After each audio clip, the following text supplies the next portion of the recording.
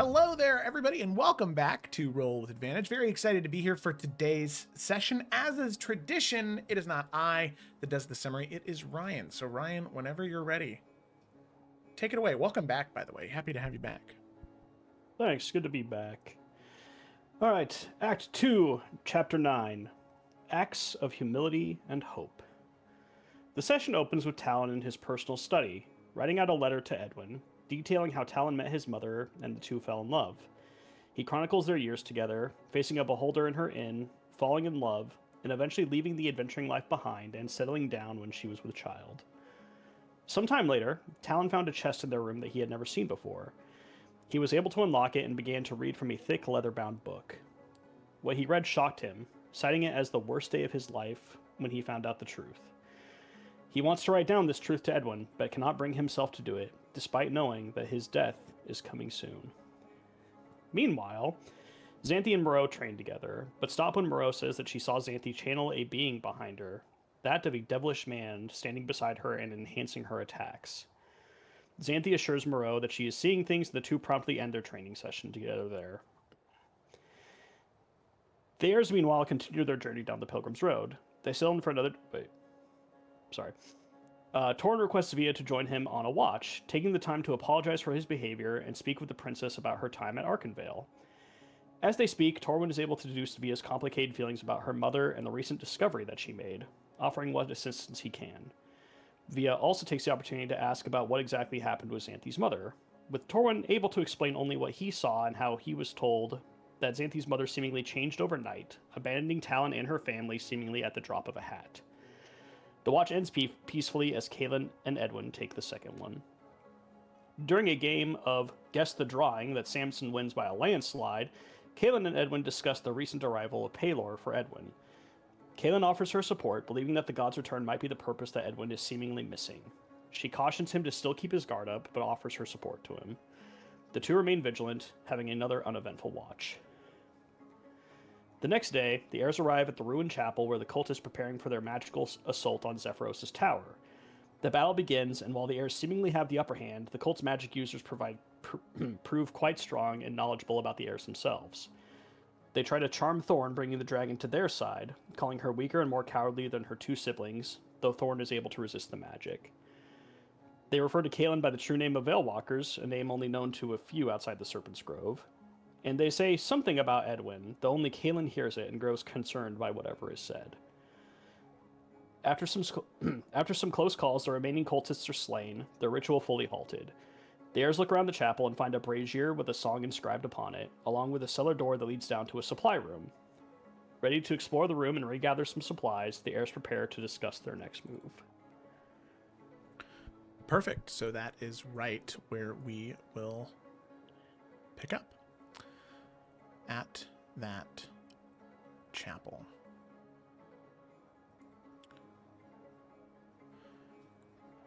So all of you have just finished your fighting. You've done a little bit of investigating around the area. There is the cellar beneath. There are the walls, the brazier of the ruined church.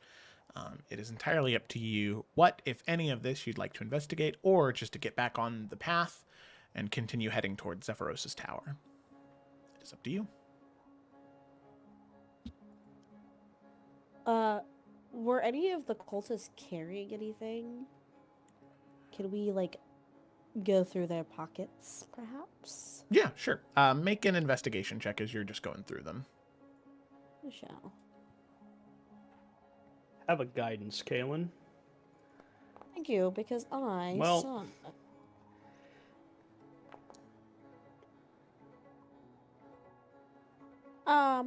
6. 6, okay. I mean, they're dead on the ground. How hard is it to look through pockets? You know? Yeah, not hard at all. Not hard at all. Okay. So You still find nothing. as you are digging through the pockets of the dead cultists here, you find that each one of them has about 15 gold a person, and there are 6 corpses, so I believe that's 70 gold that you find betwixt the bodies here. 90. 90, thank you. I never said I knew how to do math. You fell for it, guys. You find 2 potions of healing, and then you do find a magical dagger on one of them. In terms of what it does, you're not sure, but the blade is hot to the touch. Oh. Okay. Does Via have identify? You're muted, my dear. Yes, she has identify. And I think like while Kaylin's going through the robes and everything, she'll come up to Kaylin and ask, "Why did we need this specific cultist to not get away? You and Xanthe were like on them." I don't know. I overheard him calling Edwin, he's one of the blood. Whatever that means, it just didn't feel right for him to just get away with whatever knowledge he has. It was clear that he knew who we were, and One of the blood. Does that ring a bell to Via at all, Joe? To Via, no. But what I will say, just because I feel like details like these can sometimes be lost to time, very early on in the campaign, that phrasing was the same thing that Davian used when speaking with Talon about something Davian had found. Davian said specifically to Talon, I think it was very early on in the first 5 sessions, something to the effect of, we have found one of the blood. The phrasing seems specific as Kaylin mentions it to you Via, but in terms of any specifics, you're not sure. However, Felicity would have access to that. Whatever use it may be, I think 0, but it's good to... Is that something we were around to hear Davian say that to Talon? no. The players were. It was a cutscene. Okay. But I just wanted to bring that back up. Okay, cool. I just want to make sure. Yeah. Sorry to interrupt. Didn't the Sanguine refer to Merrick as one of the blood at one point? I also remember that.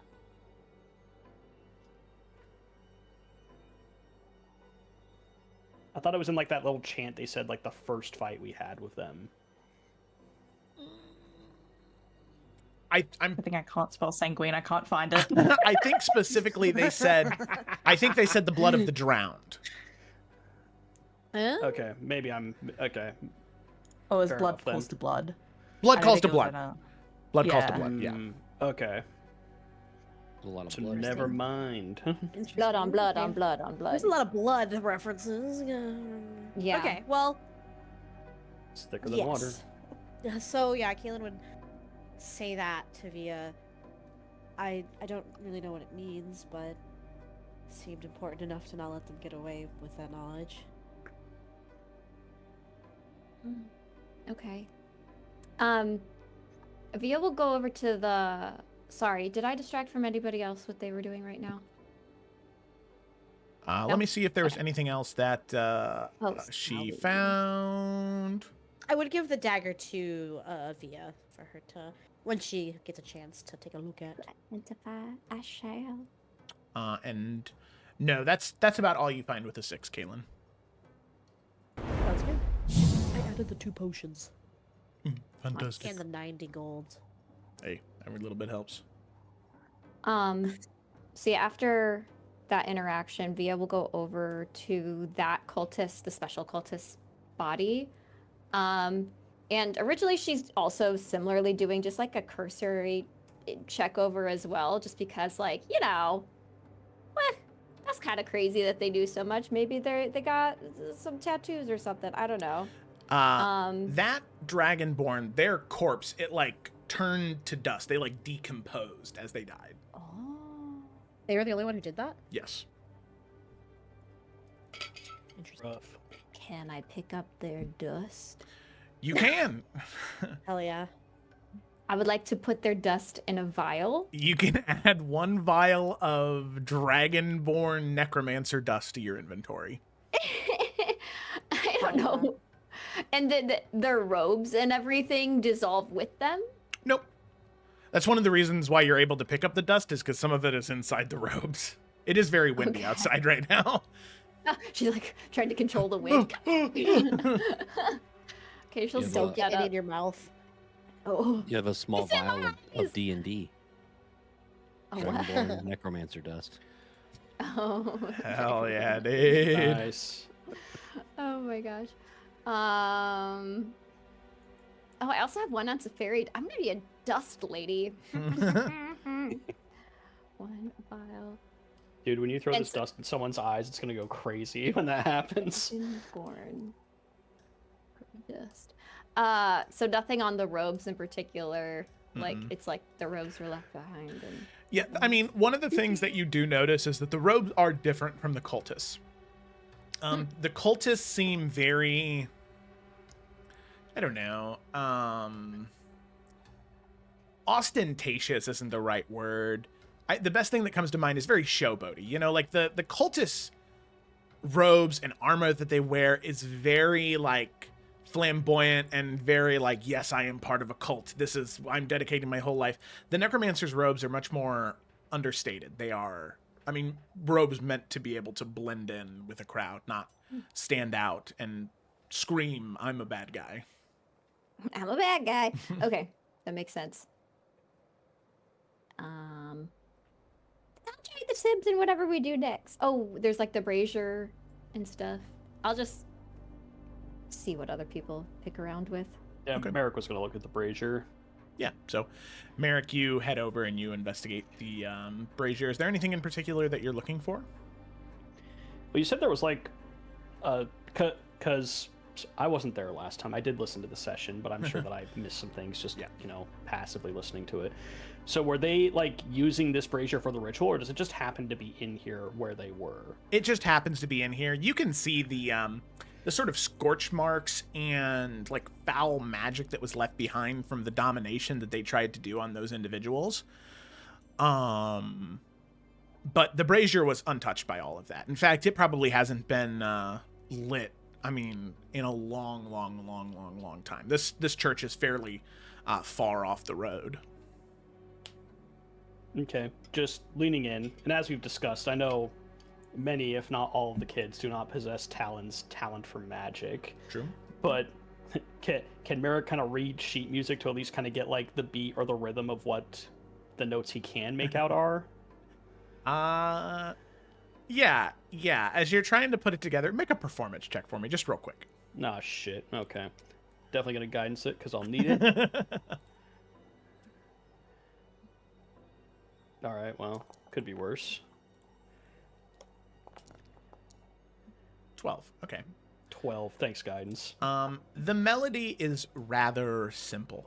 It's very easy to understand. It does seem hymn-like to a degree. So that's one of the things that makes it a little bit easier.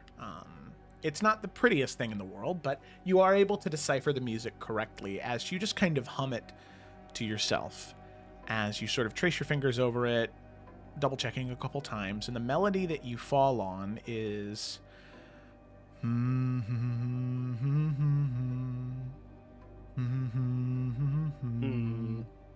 and Oh, you bastard. as you do that, Merrick, you feel this warm wind brush through the room. A lot of that tension falls away for a second. And then the tension returns. But for a brief moment, that song seemed to dispel some feeling of cold within you. Weird. And I assume Merrick does not, like, he can analyze the beat, but this is not a song he is familiar with, correct? No. I didn't think so. Cool. Well, now he's got two things he can hum. One that's good and one that's bad. So, no little tool Merrick's got in his belt. That's good. We'll make a musician out of Merrick yet. Yeah. Get that harmonica. Get him a jaw harp. So that's the end goal for this campaign. All the siblings just form a band. Yeah. It's a Yeah. band. We What's are our the king's band hand. name? The king's hand. Oh, I Tell guess, me yeah. that wouldn't make Dad proud. It Aw, would it make Dad would. so proud. Oh, thank God. I thought I was going to have to pick somebody as heir. This is way better. We all renounce it. Go on tour. Sweet. I'll be king forever. Let's go. We just make Dad a lich. Easy. I heard that worked out They'll be really fine well with for the that. last one who did that. Yeah. Oh shit. Yeah. Should be fine. All right, Okay. well, Merrick's ready to check out the cellar if anyone wants to join him for that. Or if he There you joins go. anyone else, if someone else wants to take the lead, whatever. I'll join the cellar party. Just don't Yeah, make after- Xanthi walk down first. You know what? I'll go down first. You're right. I got you, Gemma. Okay. So you move away the piece of wood that was kind of being used to cover up the cellar. You pull it back and you begin to descend down. It's not a ladder. It's very, very, very steep stairs that you kind of walk down. Any traps by chance while we're going down? Just since that energy has been thrown out into the universe? Yeah, go ahead and make a Alright. investigation check real quick. Just as you're like getting there, you're starting to look down. Guidance. All right, forget it. It's bad. If it's a trap there, I I'm make him as activating well it. as PTSD. So, Merrick, as you begin to descend down, you're trying to place your feet as carefully as you can, keeping an eye out as you descend down. You're choosing to go down, sort of your chest away from the wall so you can look down and see everything. And you're so focused on the ground and the walls next to you, you're not paying attention to the steps themselves. And as you do, it's not a trap that you end up finding, but a partially broken step that you were not prepared for. As you step onto it, your full weight landing on it, the step snaps and cracks, and you end up falling the rest of the 10 feet down. Xanthi activates traps. Merrick falls down holes. We found our rules. You take 5 points of bludgeoning damage, Merrick, as you Ow. down at the bottom. Merrick, are you okay? Oh, yeah. He just pushes himself up. He Fuck. looks back to me. He's alive. Why do I see How Fell this? far 10 down did feet. he go? 10 feet. Fell 10 feet. He fell off a roof He's practically. alive. Yeah. I mean, hey, 10 feet, you can snap your neck, all right? So, True. Luckily, Sure. Yeah. luckily Merrick belly flopped. He really. Grim. so I guess we got to use some Push rope to himself get up. down to him now. No, it's just the one step You that's broken. skip Just that step. just be careful. Oh, okay, we'll just skip and hop on over it. Stairs are rotting. Fair warning. Duly noted. I'm glad the guy in full plate armor didn't fall. Thanks We for don't have a doing the guy in full work for plate. that. Yeah, you don't have. How many times do you have to keep teaching you this lesson, old man? You're too Just weak. let me have this, all right? You're Stop too correcting weak. me and just let me have it, all right? Okay, Visually, in my mind, so Merrick, But it's not. as you Mhm. land, you have that short exchange, Dragon egg. and you start to look around. You can see that there are several things that you're drawn to down here immediately.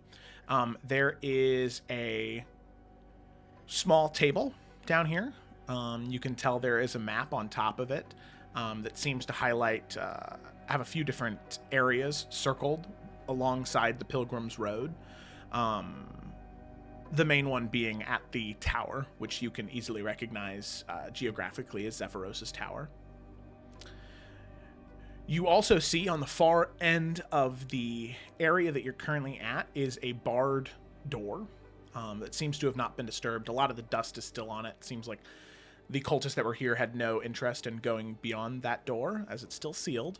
And then finally, off on the other side of the room, you can see two individuals, two husks, same as the travelers you saw on the road, that just sit there, and you can see the gems embedded into the back of their neck. You falling makes no rise out of them. They just sit there, heads down, waiting. Yeah, I mean, Merrick will point all that out as everyone else is coming down to join him or whoever else is coming down. besides the tower circled or any of the points that are circled, do they stick out as anything to Merrick? Because, I mean, obviously we did a little bit of homework in terms of the path we were taking before we came here. Yeah.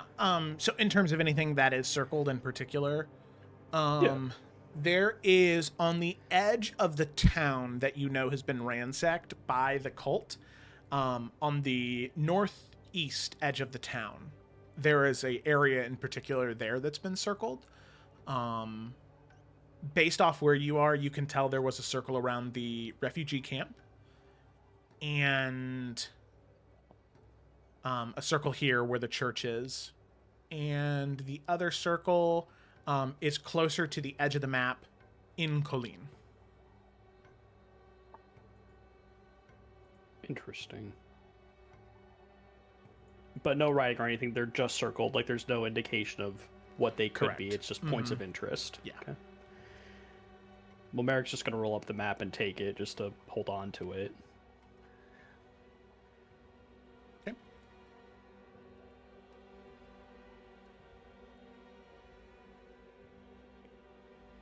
So it's a vigorous typing. Okay. Oh, sorry, my bad. Don't. I turned off. I had to turn off the. I had to turn off my noise suppression so that way I could my hum could be heard. He's making up a curse attached to that map I just picked up. That'll teach them. Steal from me. So what? Is it just like planks on the door, or is it like how's it barred? So it is a solid oak door, and there's metal banding across it that is wedged into stone at the base here. So there seems to be there would be some type of latch or some type of locking mechanism on the backside of the door that would move those metal shafts out of the stone so you could open the door. Oh, it's more intense than what I imagined. Well, And also, just to clarify, the people with their gems, are they husks as in dead, or husks as in living but basically dead? The latter. Oh, Not the broken one, but the second thing you said. So they are still standing alive. there Yes. menacingly. I don't think they should be alive. I also don't think they should be alive. It's a damn shame. I'd be inclined to go with you. I mean, yeah, that's a sad existence. But they're also loyal to the cult, and I feel like we don't want those kind of people around if they circle back to this place, you know? Oh, yeah. That's fair. All right, Just get in don't there, go for the champ. neck. I mean, are they gonna react? I don't know. But if not, just quickly take both their lives, you know? De gras. Little slash on the throat. Caitlin's gonna step back a little bit, though. Okay. Loading parts, you know? So you step up and you investigate the two. You just look at them. Who are the two people that are doing the deed? I mean, Xanthi, definitely. Okay. I don't know if anyone else is I'll in do- on it. I'll do it. Xanthi and Merrick. Got it. So as the two of you step up and look at them, I don't like where this is going. Merrick, you do recognize one of these two people. The woman that Xanthi is standing in front of is one of the barmaids from Colleen. Somebody that served you your drinks when you first arrived in Colleen before going to the Gilded Chrysalis. Ugh. Yeah, Merrick will stop Xanthi for a second. She was in Colleen when we first arrived.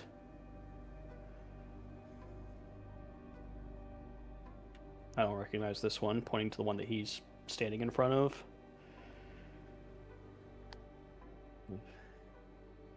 Well, we know the They're- cult is everywhere, so to speak. Still. The fact that they could just do this to them in a matter of days, hours maybe, I don't know, just It's unnerving. Why do you assume that she wasn't in the cult when we saw her originally? I'm talking about the fact that she's a husk now and can't respond or do anything. I just didn't know what the process was to do this to them. I just didn't think it was that quick, I guess. By the way, that doesn't change what needs to be done. Agreed. Just pointing it out. Are we sure that they're not a part of the cult? What if they were It captured? doesn't because matter they at this were point. Kidnapped. Well, of course it does. If they're innocent, we can't just kill them. Are you able to get the gem out of their necks, Edwin? Not that we know of now, no. Then it doesn't matter. I think we can't just take innocent people's lives. We don't know anything yet. Their lives have already been taken. It doesn't matter. You keep saying it doesn't matter. It matters. Edwin, I don't think now's the time to take I think risks he's just gonna on do it. people. Staring right at Edwin.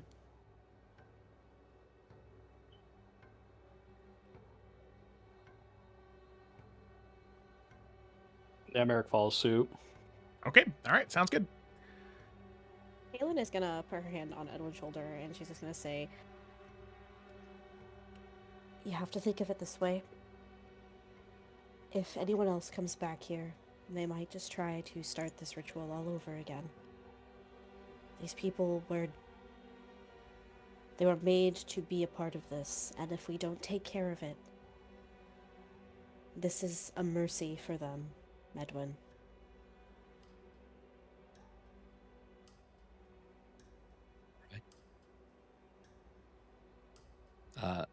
Afterwards, he kind of goes over to both of them and kind of closes their eyes and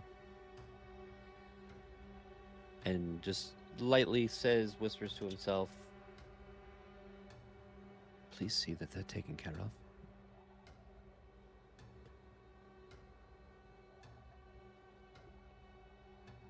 Okay. Yeah. I mean, the two of them are dead. There was no rebellion. They are not hardy individuals. One quick cut and it's over as that sort of crimson veil descends from their throats.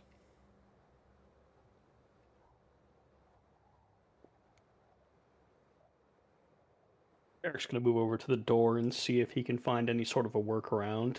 Yeah, make an investigation check. Via would like to do the same. She's assuming that there might be like an emergency latch or something that's hidden. Mm-hmm. Yeah. Could I assist Via and let her take the lead on that? Yeah. Either she's way smarter than Merrick is. Yeah, you guys can. Somebody can make it with advantage, or you both can make your own. It's up to you. I mean, I I'll can do it follow with your. advantage. I think you should do it because I have a +0. You But I'll said also give you a investigation. guidance. Ah, thank you. Yep. Investigation.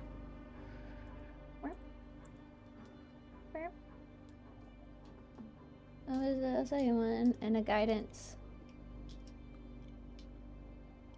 Let's go. Yeah, 22. Ah! Let's go, 2. Via. Okay. Yay! Alrighty. So with a 22, Via, as you're looking around the room, you're just sort of tracing your hand along the sides of walls, especially around the door, and it's so strange. Most of the time, from one room to another, depending on pressure changes, you can sometimes feel a bit of a draft, but there's no air flowing to or from that room. It seems especially sealed in some way. And as you are sort of looking around, you see that there are 2 sconces on either side of the room. Both of them currently empty, not lit, and they're both kind of askew on the wall also. You can see that both of them seem to move, and when they move, they kind of click in place. So it seems as though they are able to be moved one way or another. But in terms of a lever or a latch or some type of release, you don't necessarily find that. Okay. I think she'll mess with them to try and make them, because they're not even right now. Correct. Or they yeah. are even, but they look like okay, so they're not even. So she'll first try and make them even, and then do a firebolt to light them both. Okay. So as you sort of conjure the firebolt and toss it towards it, you can see both of them do catch, and the flame burns, and it illuminates the entire rest of the room. But putting them up straight doesn't have any impact on the door. Upside down, both of them. Okay, upside down. You relight them, same thing. I see Via messing with these things. I wonder if it has to do. Yeah, it's with... a pretty small room. Can I go over towards the wall and just kind of look around the sconces above, around the wall for any like marks to where they've like frequently been turned or moved? Like fingerprints on a specific type of like code lock and stuff like that, right? Like just kind of looking for anything that gives it away. Yeah, make an investigation check. Shit. I was hoping it would be perception. I'm gonna guidance myself. I just realized my investigation is absolute shit. I don't know Same, why. brother. Okay. This is the 13. I don't know why I did it twice. Guidance adds, yeah. Hold on. I have a feature. I think it's only for healing. It's only for healing. I can't reroll that one. All right. Looking around the walls on both sides, there's nothing that you really notice. These sconces and the markings that they leave behind on the wall, I mean, these haven't been lit in so long that it's no wonder there was no remnant of anything. They are lit now. They held the firebolt. Yep. Mm-hmm. I'm gonna jump in here. Taking one of them and just kind of turning it, because they can do like a full 360 spin, these sconces, Yep. or roughly. Mhm. Just kind of going slowly. Does Merrick either just feel anything kind of click into place at a certain point, or the light that shines, does he feel like it's illuminating anything in particular in the room? Like maybe it's not much about their position in terms of what it's facing, you know? Make a perception check as you're trying to look around the room for some type of display of light, as opposed to looking for minute small details. Yeah. Gonna guidance whatever this is. Oh, yes. Okay. We're cooking. Okay, well, thanks, guys. 23. 23. Wins. So as you shine, both of the sconces are upright and the light is shining as you kind of click them, the click is the same regardless of the position of the light.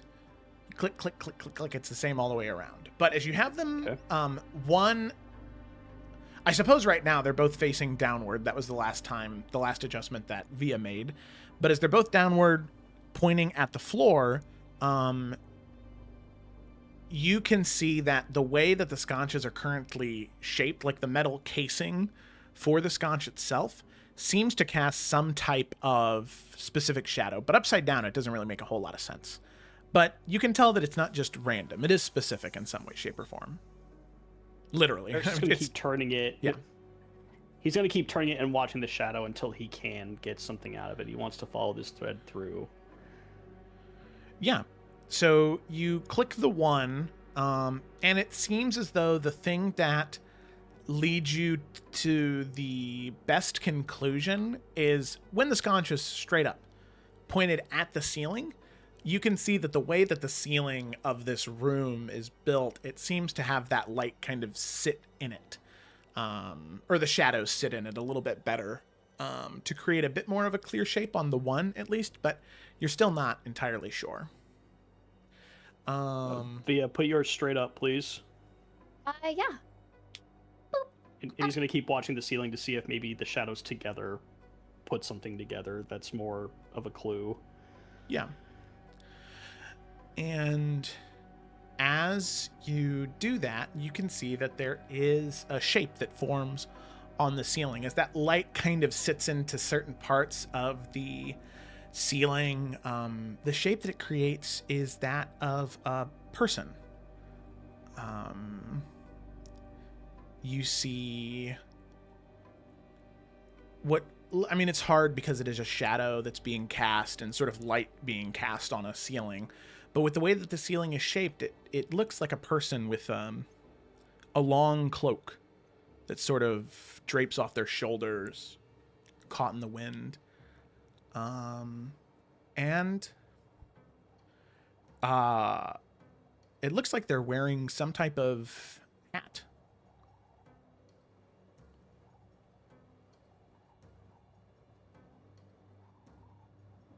Does that mean anything to Merrick? Or is it just a person in a hat with a cloak? Person in a hat. And you can see it looks as on their side there is some type of instrument, but you're not exactly sure. I think we need a dad here. It just Just- clicked.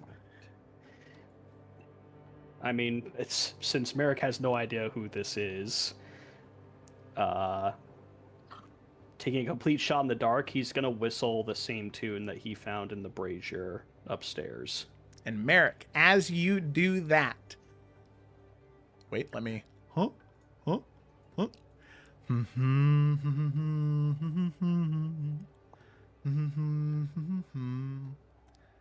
the locks click, and the door opens, and there is this warm air that leaves that locked room, a room that hasn't been opened in who knows how many years. And inside, there are 3 things that you notice. The first, at the very opposite end of the room, there is a podium, a stand. And at that stand, there is a book sitting on top of it. You also see near that podium is a stand that a cloak rests upon. A patchwork cloak of many, many, many different colors that cascades down like a kaleidoscope of color. And the third and final thing is that this room was not left unguarded. There is one individual in here. Unlike anything you have ever seen before, Merrick. At first, you want to draw your rifle, as it looks similar to something you have seen. It looks similar to the Sahagwin that attacked you, but very different. A large mouth, No way. large No eyes. goddamn way. You see some fish-like creature sort of look very shocked at the door opening.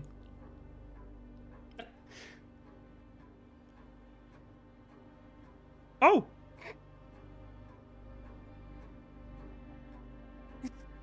Hello? Does Via know what this creature is? Is it just one? It's just one. Via, make a history check. Me? Yeah. Okay. 17. 17. So Via, you would know, you'd be able to recognize what this thing is. However, they're creatures that haven't been seen in a very, very, very long time. It is a creature that for a long time was, they were denizens of the Underdark, Kuatoa. Specifically, the thing that was always notable about Kuatoa is their ability to, they were rather stupid creatures. At least that's what was written about them. Very, very, very low intelligence, but they had this connection to the arcane, to the font, that their belief in something could will it to be true. Their belief in something could make it something more than it ever was. But but they're denizens of the Underdark. At least they were. They haven't been seen in at least 1,000 years, at least. So this is very strange. Do any of you know Undercommon? No. Didn't it say hi in common to Merrick, or did I misunderstand what it said? There is no need for Undercommon. Is this fish talking to us? It's a Kuatoa. I don't. Hi. Why are you here? And he looks to the cloak in the book. Is this your religion? Your faith?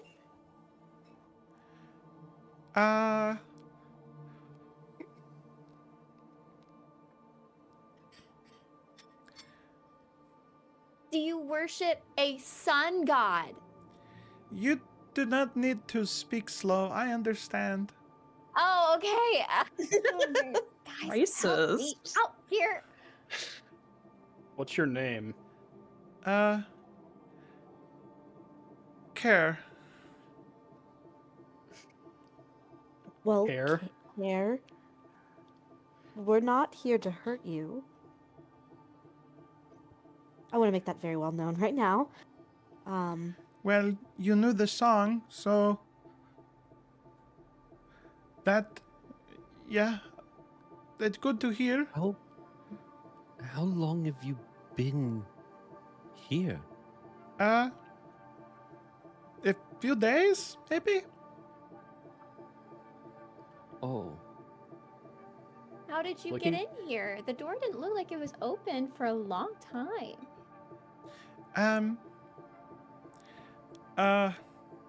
Well, I was told to protect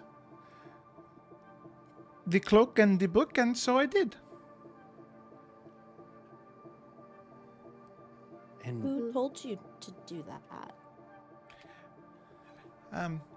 He is a friend of the and you see him, he get this very like sweet smile on his face. Of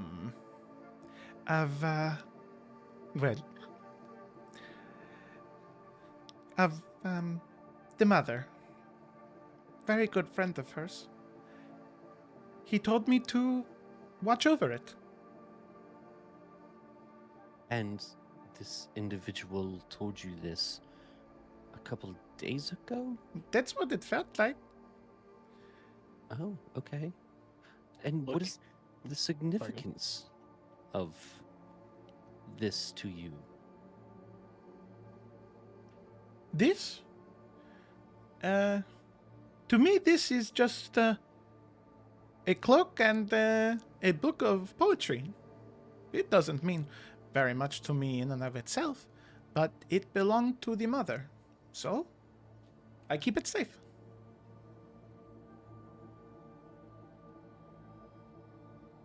And who is the mother? She is the mother. Oh, wow. Joe, What is she the mother of? Of the light and the brazier, of the song of the world. You sang it. You sang her song. Well, one of the many songs she sang. They were all so beautiful.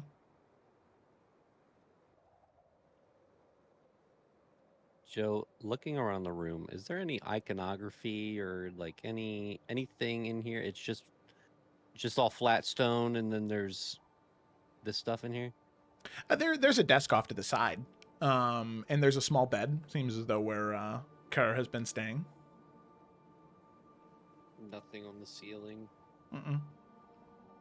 Well, so this good friend of the mother, how did he send you here? Sent me. Well, the church was built after the Great War, And then when it was done, he had me stay here to take care of the church. And then he was gone for a long time. But then he came back. And he did not look very... he looked very old, gray. And so he left the items here, and he wanted me to protect them. So I stopped being at the church up above, and I came down below here. And would you happen to recall what year it was? Yes. It was the first year of the mother. As nothing mattered until she was there. Oh. Hmm. Does the Great War ring a bell in anyone's head, Joe? I mean, which one? You know, like... Yeah. Right. I didn't know Yeah. if there was any war, known as the Great War still, like in our verbiage or whatever. Yeah, there's about 45 in the history books that you've Oh, read. man. Yeah. But the mother doesn't, obviously, No. ring a bell. Would we be allowed to read of the book? Yes, please, read the book. Do not touch the cloak. All right. Unless, of course, you wish to take up the mantle of the song. And then, well, then I suppose my work is done. But, that is up to you. It's the mantle of the song. Well, it just means that wherever you go, you'll carry that song with you. You spread light and joy the same way the mother did. Through music? Yes, through music. Poetry, or... It wasn't always a song with the mother. Sometimes it was just a story. It was encouragement. It was a song in every way, but without the singing. Everything was musical to the mother. At least it felt that way.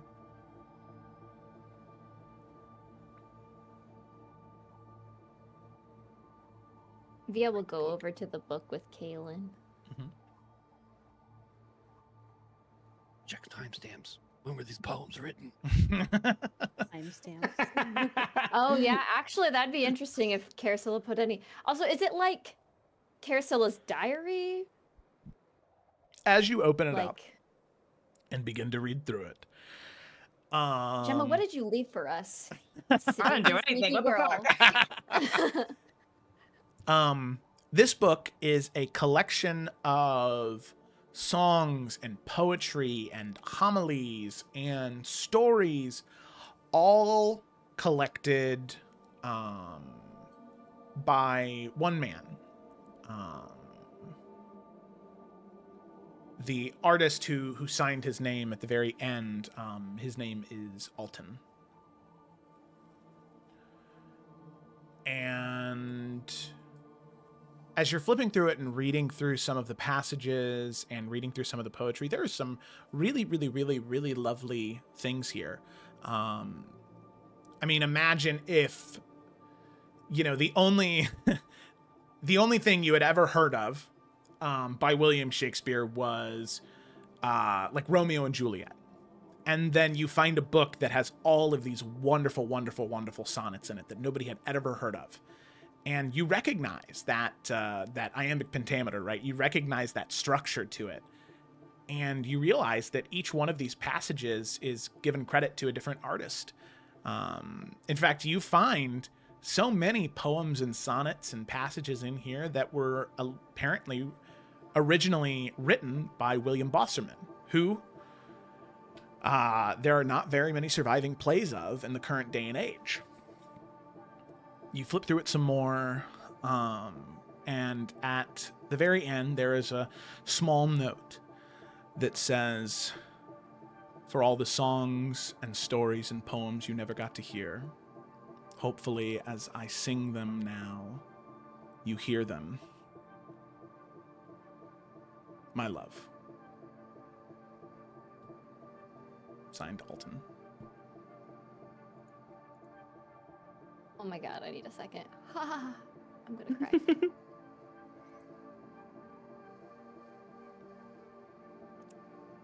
I'm not over that. Okay.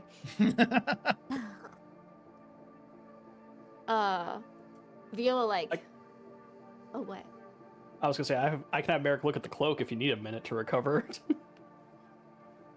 I mean, via like going through this, I think like in a sense of like preservation of knowledge and just like this kind of discovery, she is just like flipping through each page like, this is incredible that we've never had any of this before. And then she's touching it like it's like the Gutenberg Bible, you know, like the very first. Mm.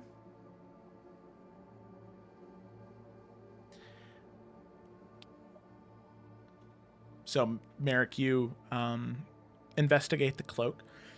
And at first glance, it is a well-maintained. There's no dust that has collected on it. It has been kept safe and secure. But at first glance, it seems rather mundane. It is a patchwork cloak. Each patch on the cloak is a different fabric from what looks to be a different make, a different crafter, a different seamstress, all in different colors and shades and fabrics and textures. As you sort of look around the inside of the cloak, there are 9 or 10 pockets on the inside. And as you reach down into one of the pockets, although feasibly it should only go down to about the middle of your palm, you can actually get all the way down to your elbow in any one of the pockets. Whoa.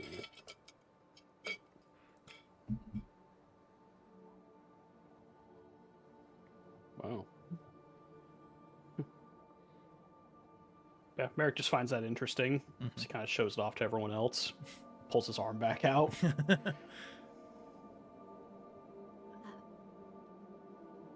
Here, this is the most incredible. I don't know. I mean, I'm sure you understand how important this is, but I don't know if you understand how important it is to society today. We should get this to, like, Arkenvale. She's looking around to see anybody's reaction to that. I mean, I'm looking over at the Kuatoa after. Yeah. What does he say about that? He sort of looks to you and says, "You would take it with you?" Well, this would, if we could take it somewhere for it to be studied and preserved, it could enlighten so much of where our cultures came from. This, or at least things that we thought were gone, like artistically. It could really benefit current humanity. If you are willing to share that.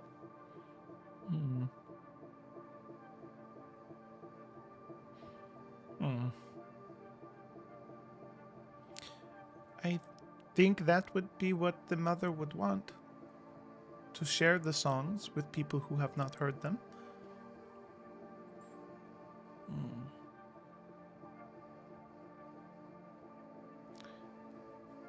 Sometimes it's hard to not have her tell me what to do. Well, Is if this she- is what you believe would be best, you're following in the footsteps that she's led for you, it seems.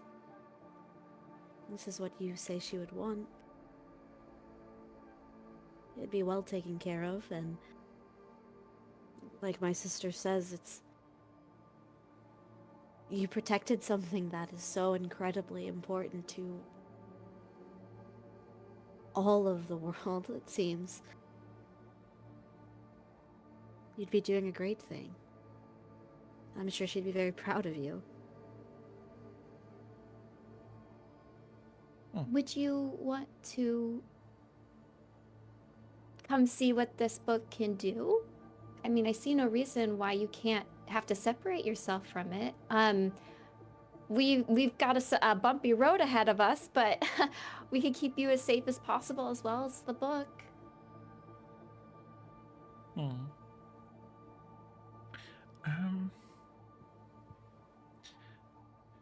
I suppose it's only been a few days. Can't be that different, right? Edwin leans over. Are we sure that's a good idea? We are going into a war zone effectively in like a day or two. Well, I was thinking maybe we could leave him at camp maybe with somebody. Who? Maybe... Oh my gosh, what's the knight's name again? Starts with an A, right? Torwin. Corwin? Orwin? Astrolord. No, not an A at all. Astrolord. Okay, that's I'm what you're thinking of. Astrolord then. Torwin. Maybe with Torwin? We kind of need And Torwin. we'd be a man down. Why don't we just leave it here? If we want to return, we can return. That's a better idea. If we want him to travel with us, to keep him safe, we should probably leave him here for now and on But our what way if the cult back. comes back here? Isn't that why we cleared out everyone in the first place? We didn't know there would be another person or fish. I could leave. I could leave, or we could. They already showed that they had no interest in this area. I don't think it'd be a concern. We could also close the door again, and it didn't seem like they knew how to get in the first place. This honestly might be the safest place for him, Via. Until we can come back. We Okay, will but- come back. We have to come back. We will. Promise. But it's too dangerous for him to come with us right now. Okay. How do you, turning back to Care, how do you eat and drink in the last few days? Oh, there is no need to eat or to drink. I am fulfilled by the mother song.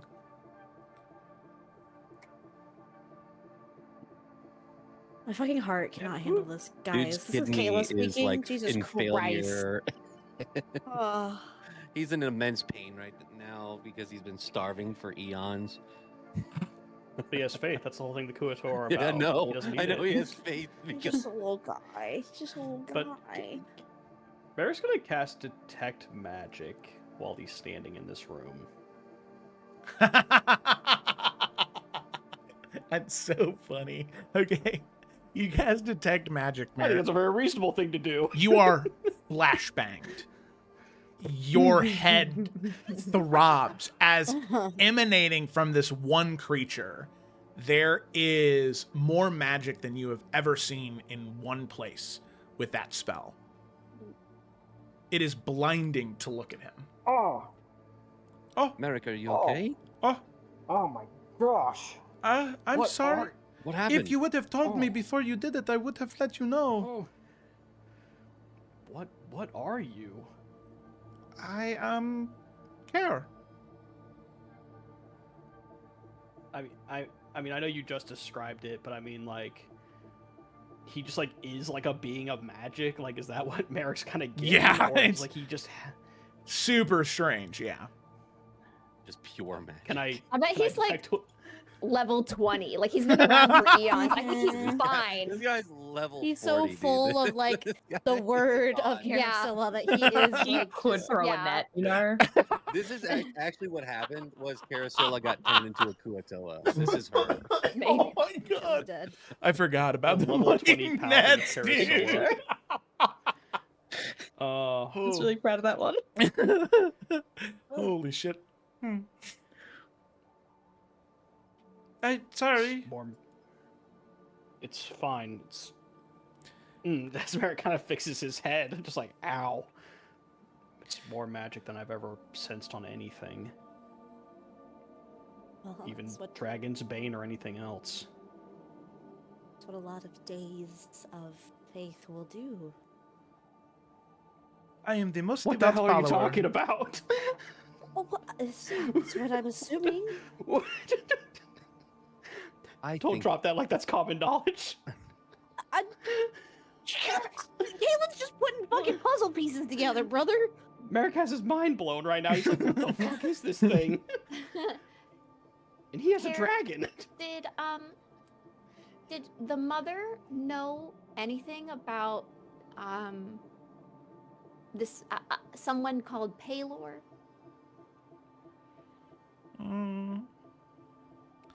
Paylor.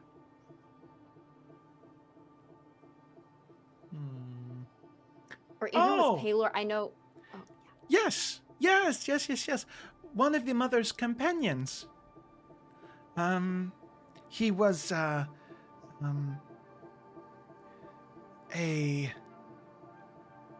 man of light. Yes. He was a lion.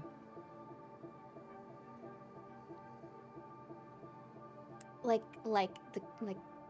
walking on all fours, No. like the animal, No. or like a leone. Leonin, yes.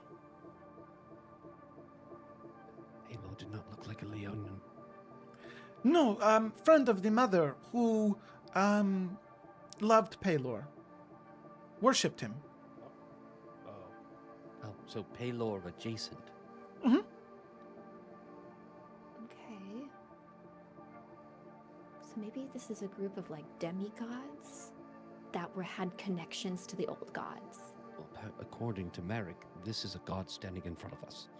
No. No. Ow. You're more than welcome to cast a spell and look for yourself, Fortunately for me, I don't have it. you bastard. Well, Care, since you're good here, we will be back, and I would love for you to come with us as we return to a safer place afterwards. And if you don't mind sharing, I would love to pour over that book, and maybe you can hold on to the cloak for safekeeping because that could also be a potential artifact that we can preserve and help you keep this lineage going of the mother, or whatever you would like it to be. But you are going somewhere dangerous? First, yeah. No. Well, be safe. We will.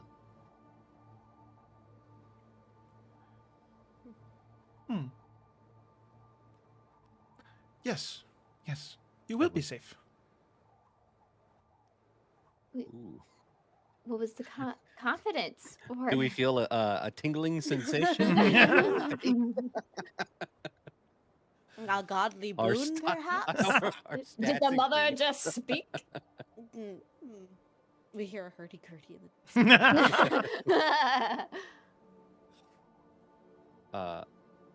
Edwin just slowly starts backing towards the door. You don't need to do that. You can just leave. Don't need to feel awkward about it. It's okay. I'll see you later. Thank you, Care. You're welcome. See Okay, you bye. later. Bye. Bye. Can we close the door so no one else can get in? Just thinking. Yeah, you can And shut the then door. And if you Sconces extinguish... turned. Yeah. Yeah. Extinguish the light. Wow, this is the most fascinating day ever. Oh my Yeah, that gosh. was very wonderful. To have so much faith in something, to just stand around for who knows how long. Ugh, Well, he said a couple days, right? I don't know. There's no way that that was a couple days. You didn't see any dates on the poems or book or anything? I couldn't look that closely. I need to sit down, but I noticed just like the names of things. And it was more like a collection rather than original works that Alton collected. Whoever Alton is. Sounds like the Plus, person that he left said the he stuff was there. he said he was still overseeing the church. This church wasn't destroyed a few days ago. This church Yeah. has been here for quite some time.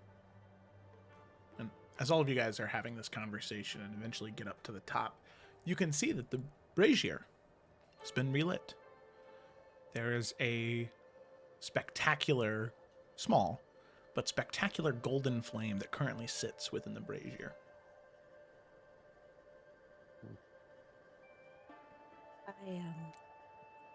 I told Edwin this the other night, but maybe this is an example of exactly what I was talking about. Maybe there's just something stirring and some of the older gods are waking up. No, Maybe no? they're dead. They're gone. Well, yeah, they're not dead. That's what's They're just- influenced Alicia. Oh, no, Via, they're not dead. They're just asleep. Maybe they're not asleep anymore. And I mean, look at what we just found. Look at what's happening to Edwin. You can't think that they're actually dead. Well, there's artifacts and remnants, but they're not alive. You can see she is kind of shocked that you'd say that. She blinks. Yeah. She just kind of like looks to the fire and then starts to walk out of the church. Edwin kind of stops near Kaylin and says, "It's going to be hard for her to realize that this is possible."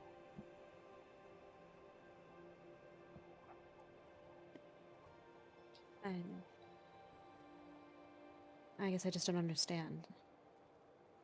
Well, see it from her perspective. She's been learning magic and told that there's no remnants of them. Even her brother, who's part of the church, doesn't worship gods because they have also been said to be gone from the world. I mean, until a couple days ago, I didn't believe it. That's because, respectfully, a lot of people don't take the time to listen anymore.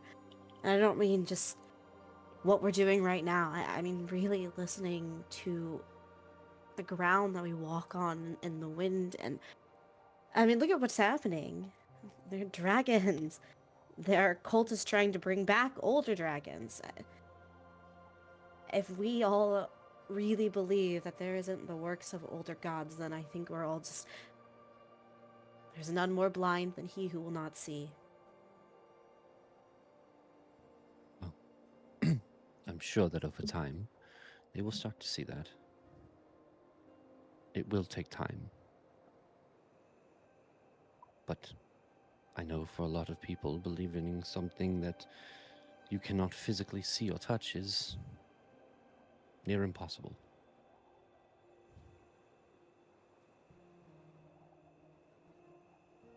She just Take kind of time. sighs and... Yeah, she'll sigh and just kind of drop it for now.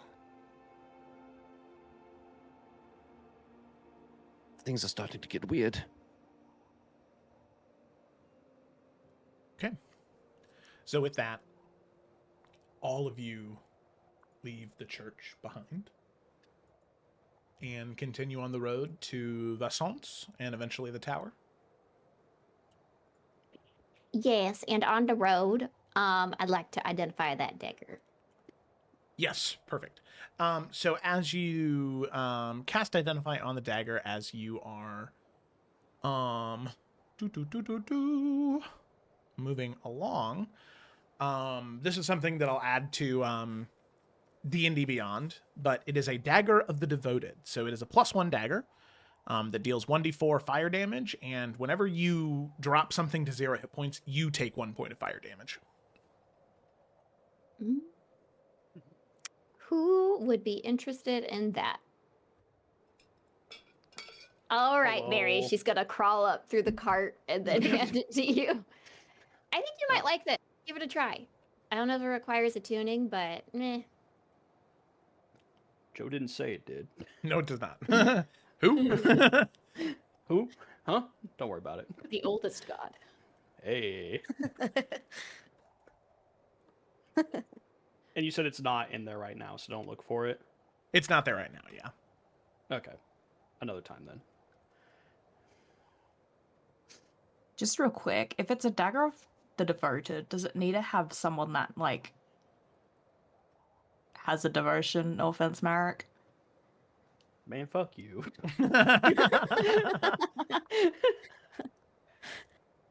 It does not need it, but mayhaps one who may get more out of it eventually. Yeah, that's what I was feeling. Like, it feels like something either, like, Kaylin or Edwin should have. Edwin has 0 devotion to anything. Okay, all right. Bitch. Paylor you goes, literally told what me. the fuck? Okay. Shut your potato. Okay. So My it bad. I looks like said- I'll I take meant that me. dagger. I meant me. When Merrick doesn't want it. Merrick, hold on to it for now. But you know. Thanks. I'm gonna be honest. If it does change hands, you get Kaylin. I can't fucking hit shit for shit. So. Okay. Have you met your whole siblings? We all suck.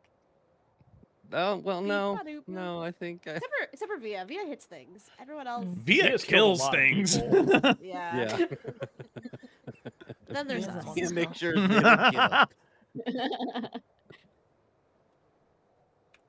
And that it can't be Alright, well, traced back. Merrick to has her. it for now. Get that dagger. All right, sweet. So, you continue on your journey then.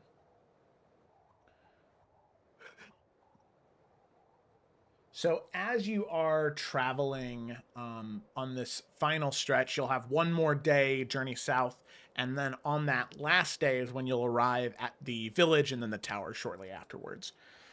So you finish traveling over the course of those next 8-ish hours.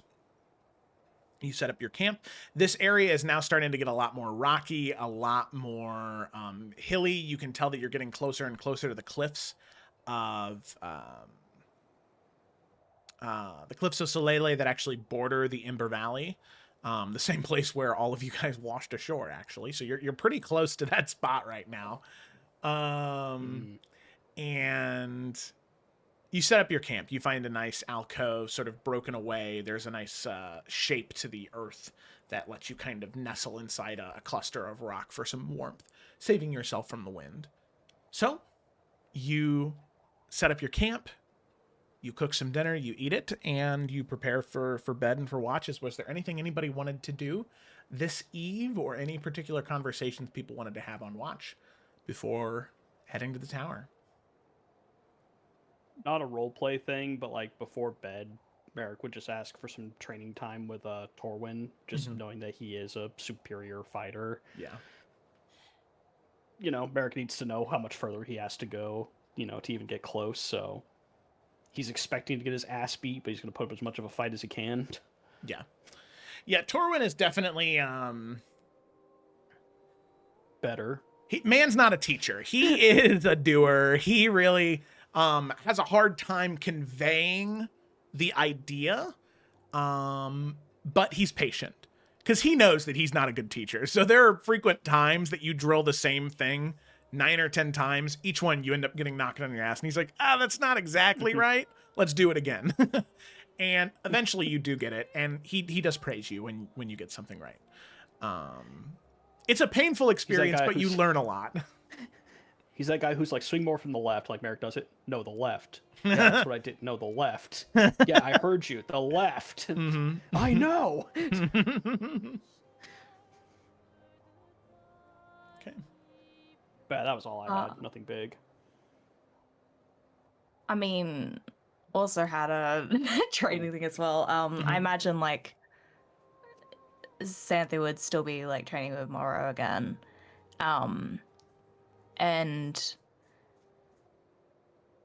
after that conversation that they had like the previous night, Xanthe is like, while they're practicing, she doesn't know what she's looking for, obviously. Like, she doesn't know what triggered it, but she's trying to like recreate as best she can the kind of circumstances before Moreau like stopped her and try and figure out what was happening. Like, she's not telling Moreau that she's doing this. She's just like, you know, keeping it to herself. Like, oh, wow, whoops, totally didn't mean to do that, tee-hee. But yeah, there's a lot of deliberation or deliberate intent there. Okay. Okay. Yeah. And this is while you're training with Moreau, right? Yeah, and she's like trying to be like more conscious of it and like see if she can like see whatever it is as well. Like, it's not just Moreau that can see it, you know? Okay.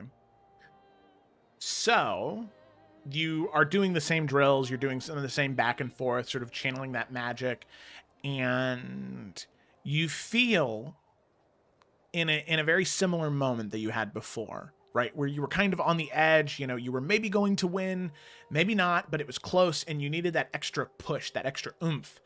And it was right at that moment where she had stopped you before. And so in that moment, when you feel as though you need that, you grab a hold of that and you push for it. And you can see Moreau stop. And as you do, you wanted to try and look behind you, right? To see if you could see it. Yeah, and like, I think last time when Moreau was like, oh yeah, like stop, like Xanthe would have stopped pretty much same time, you know, she would have respected that. But this time she's like continuing the push, not to hurt Moreau in any way, like as they are still doing drills, but like, you know, still continuing in whatever motion she's at. Okay. So you continue on through the moves and you turn behind you to see it. And you do see what Moreau had described before. And in the wind and snow, I mean, it's blurry. It's speckled with these white crystals, but you can see that deep blue skin, those horns protruding out of the head like gazelle horns. And you see those crystalline blue eyes like sapphires, smiling. And like a cold wind pressed against your ears, as the two of you look to each other, you just hear him say, "Very clever," as the wind sort of, like grains of sand, pushes away the apparition. And the voice, is it the same as what she's heard before? Yes.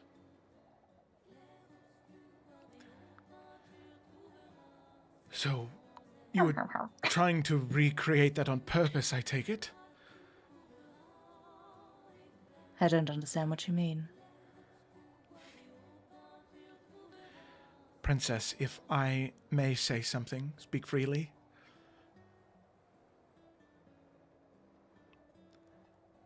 You may. You are an adult, you are not a child. And I will not attempt to tell you what you should or shouldn't be doing. But if I could just urge caution. Whatever this thing is that sees you, that is helping you, I would urge you to just be cautious. To take too much, to use too much from something with power like that, it very rarely has a positive outcome.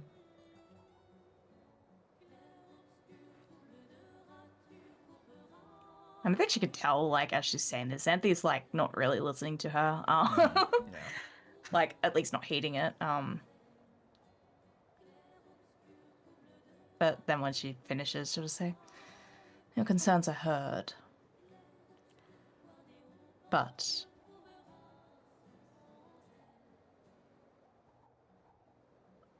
I think it'd be unfair to say that I do not have an awareness.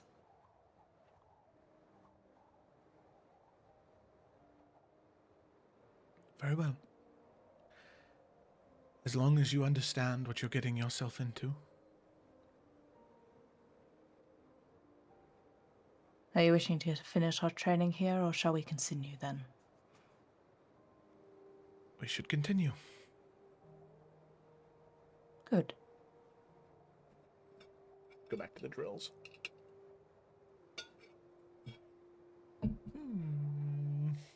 Moreau will remember that. Okay. Alrighty. I have a thing. Yes. Kaywin? Sorry, now I can go for. Oh, yes. Sorry, I did not see your hand go Well, up. no, it's all good. I was just gonna say I don't know if anyone has a watch talk planned with Merrick, because if so, then I'll do it later. But Merrick will talk to Thorn at some point. But Kaylin could go first. Okay, it doesn't be super long. Kaylin, this evening, if they are on watch, would want to watch with Via. Let's do it. Of course, of course, of Love. course. Okay. So we'll come back to you two on your watch. Merrick, did you want to talk to Thorn before heading to bed? Yeah, it'd be before bed conversation. Okay. So Thorn has been pretty quiet. Thorn stayed upstairs when you guys went down below, staying upstairs with Torwin and with Moreau, but has been pretty quiet the entire journey to your campsite today. Yeah, so I imagine they're just kind of like sitting by a little fire or something. You want to talk about what happened today?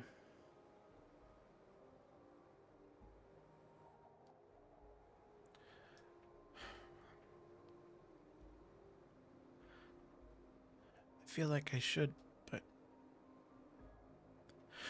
I don't Bless know. you. Thank you. I don't know what to say.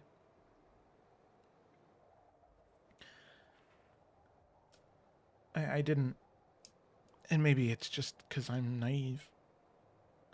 I didn't think they'd be able to have a way to try and tame me.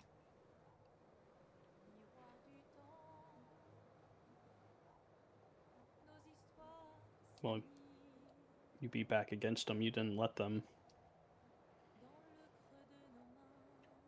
Do you think my siblings? Do you think if they're doing bad things that they're doing it because they're being controlled, or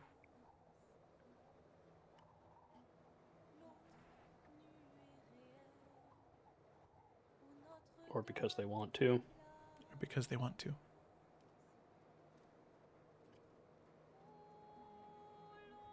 I wish I could tell you. But of the three, you're the only one I ever spoke to. The other two, if they could reach out to talk to me, they never did. So, truthfully, I don't know them as well as you do.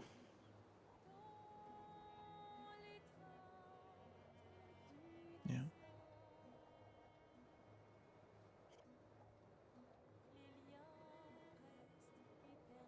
If they did take control of me, what would you do? The same thing that we'd all do if any of us were taken control of. We'd save them. You promise? Of course.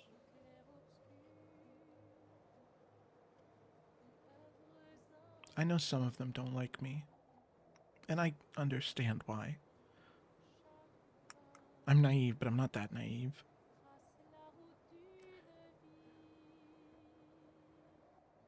But I don't want anyone to want to kill me, Merrick.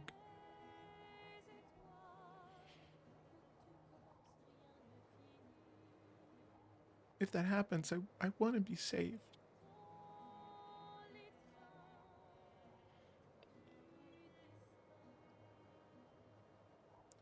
I don't want to be like the other ones, Merrick.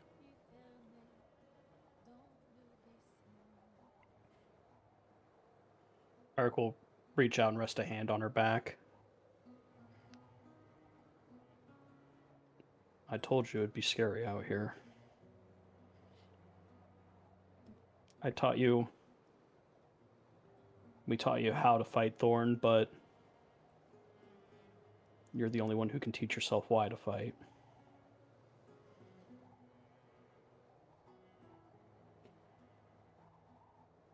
Being a hero,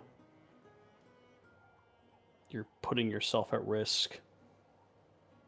You're fighting for something that maybe a lot of people want, but few actually rise up to try to do something about it.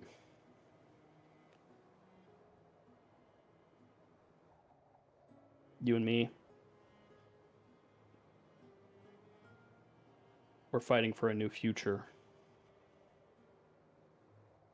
I know it's scary now, but we're fighting so that one day it won't be.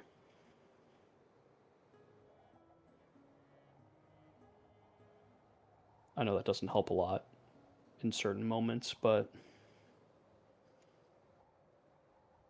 sometimes focusing on the goal, it makes you realize that the pitfalls along the way, as much as they suck when you fall through stairs and land on your face, I thought that sometimes, yeah, it's becoming a habit now. But sometimes, despite those traps, those pitfalls, sometimes you find a door and you open it and it just...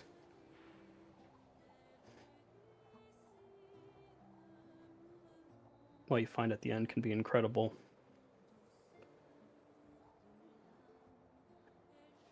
There's going to be more moments like today. I wish I could look at you and promise that it would never happen again, but it would probably just make me a liar. The only thing I can tell you is that whenever it does, I will be by your side and I will be fighting everything to make sure that you're still remaining at my side. We've saved each other a few times now. All we have to do is keep at it.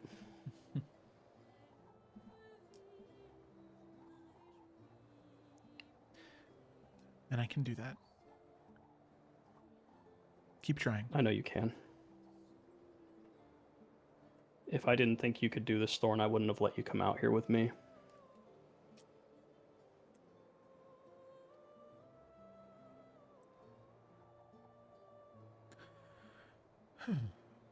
You see them sigh. The sort of long, like live dragon. Mm-hmm. Like I said, she's definitely grown over the time that you've been in Soleil, but still, no bigger than a 60, 70-pound dog. So medium to large. Yeah. But you can see she kind of like deflates like a balloon as she just lays flat, wings spread, sort of long neck flat in the snow. Decompressed after keeping a lot of that tension inside. And he'll just let her rest and go to sleep and then join her shortly after, since Kaylin and V are taking watch number 1. Yep. Okay. So perfect. So with that, as you head to bed, Kaylin and Via, the two of you pick up for that first watch.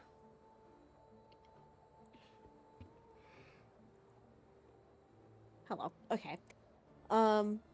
As they kind of sorry, my headset was not working. As they wake up for their watch, Kaylin brings over like two very small travel size wooden bowls, and one has a little bit of water in it, and the one has like a little bit of gray dust in it, and she'll sit by you, Via, and she'll say, "No pressure, but did you want to give an offering to the Great Serpent with me?" Yeah, sure. Why not? Great. And she will, like, gesture for you to give your hands to her. I hope I do this right. Oh, it's really easy. This is something we would do when we were kids. And she'll, like, cover your hands with this gray powder. All right. Now just repeat after me. Mm-hmm.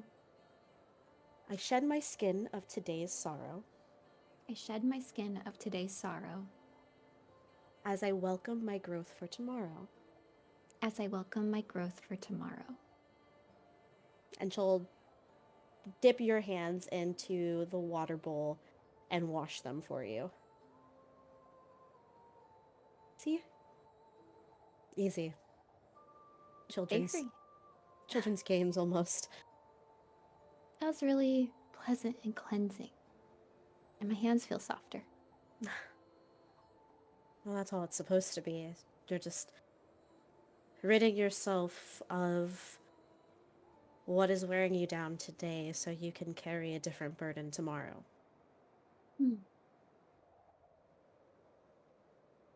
I Do wanted to you- share that with you because I don't want you to think that I would never push a belief onto anyone, especially when it comes to any gods. It's not even in the Serpent's Grove, we don't necessarily even worship gods, if that makes sense. The Great Serpent isn't a god anyway.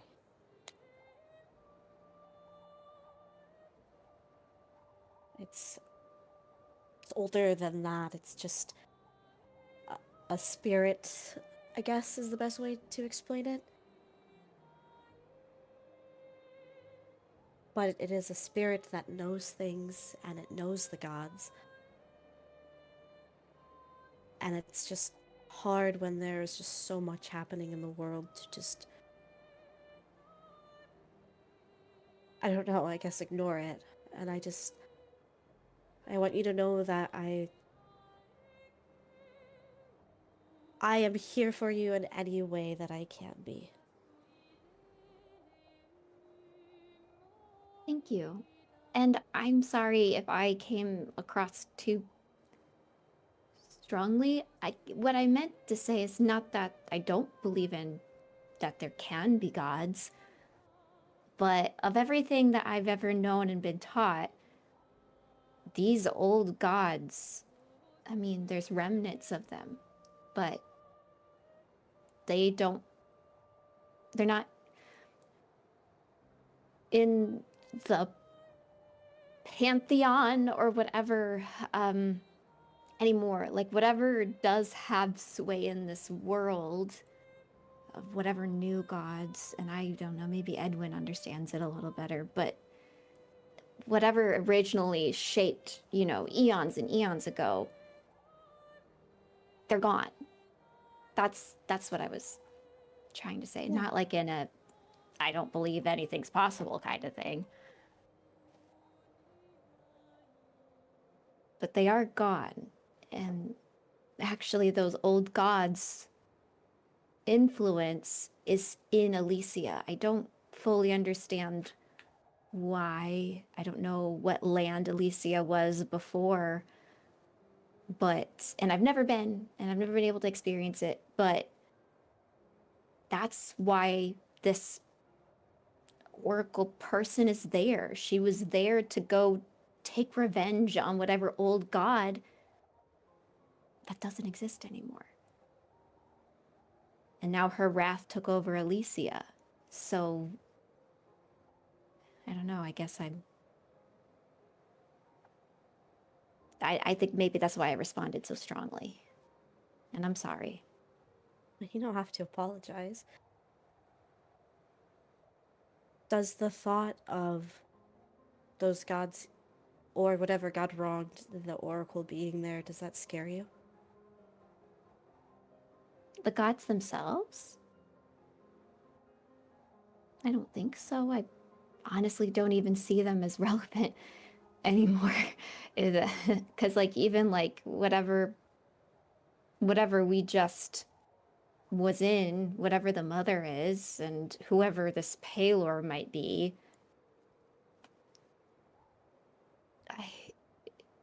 what I care about is preserving knowledge. Of course. And if Edwin's getting something out of this concept of Palor, this remnant, whatever it is that is giving him a new found purpose, that is wonderful. But I don't think I care about any of that in a tangible way, you know? Huh. And I think that is okay. I just also think that if it wasn't for people like Edwin and Kier, some of those great things would be lost entirely. Right? Kier, for example, if he didn't have such a strong belief in whatever this mother was, he would have walked away within a couple of hours. But he believed so much and had so much faith in whatever god he believed in that now we have great works from an era long ago.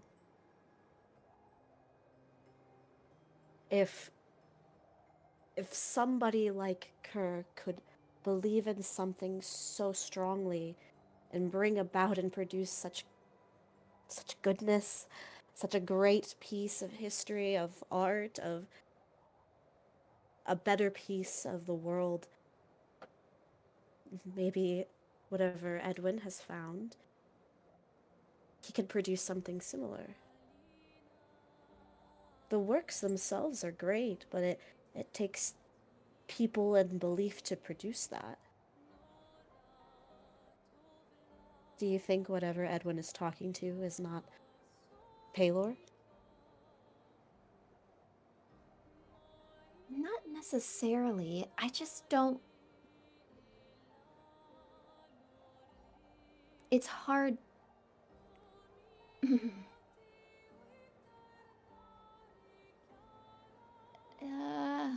I guess no, I don't.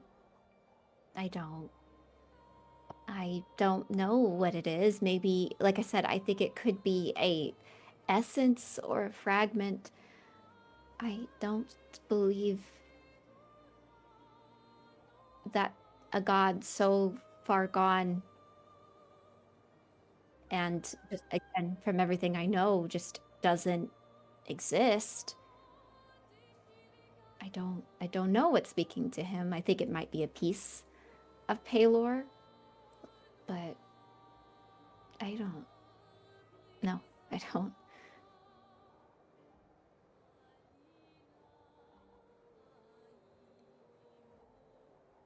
Do you fear that the memories of the Serpent's Grove could fade as far as what happened with Karen, the mother's faith? Like, are you afraid that with how much the Serpent's Grove is having to, any time I guess that you have to give up a piece of the Serpent's Grove to assimilate into a Daria, that it could grow into something like this long forgotten belief? No. I think that what we believe in the Serpent Grove, we will continue to shed and regrow. It'll adapt and it'll change as we adapt and we change. I believe as long as one person still believes, then that tradition will always continue. And I think, if anything, today I have more reason to believe that than ever. I saw just that.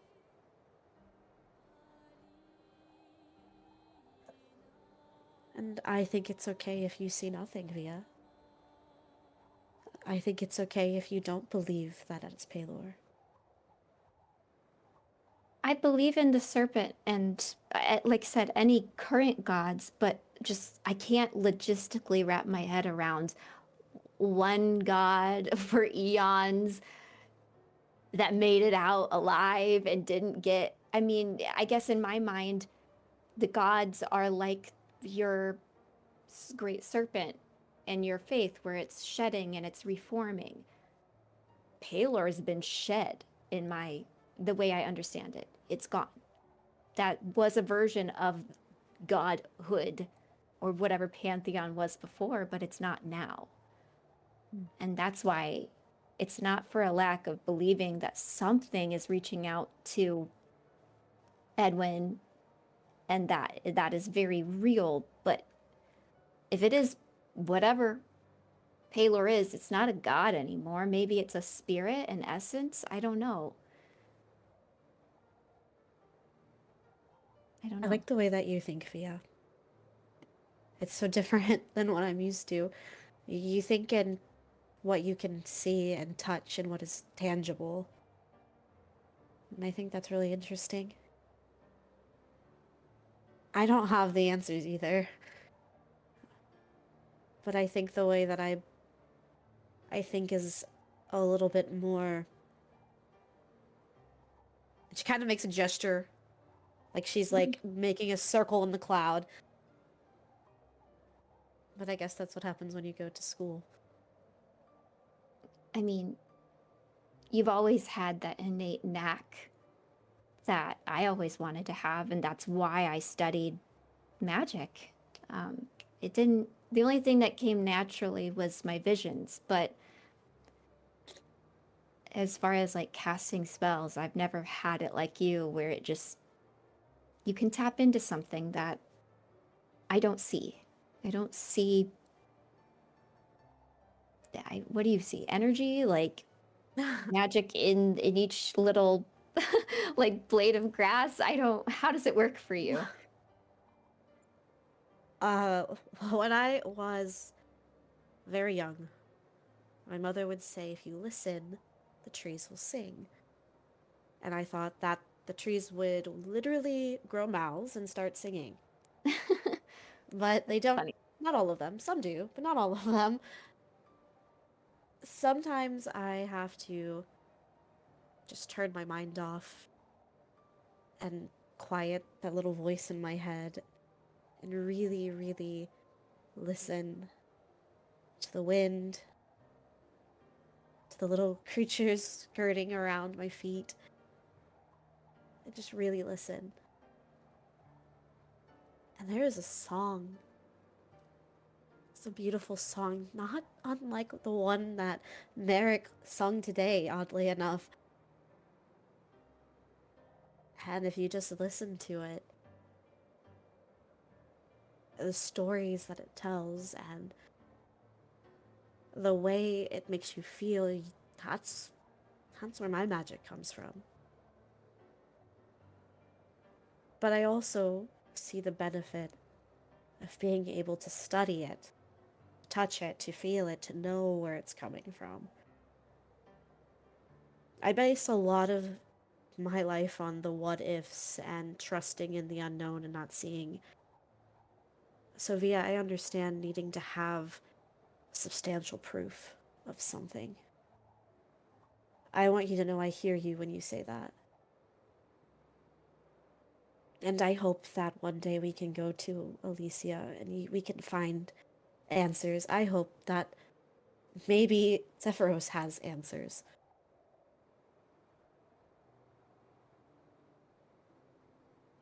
I mean,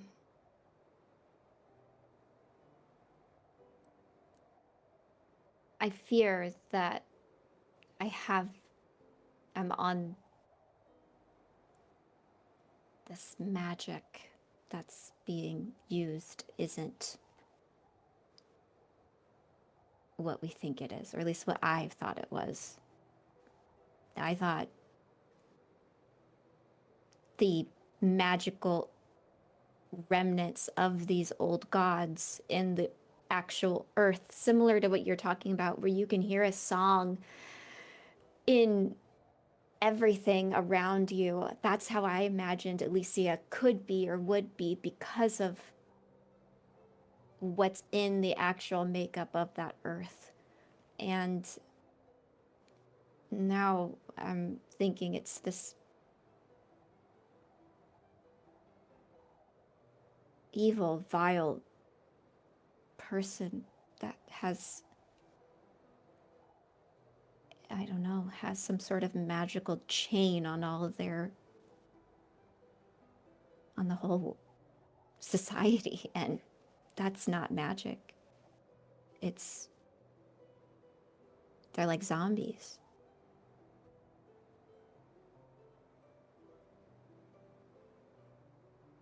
There is some type of corruption. I couldn't tell you what it is, but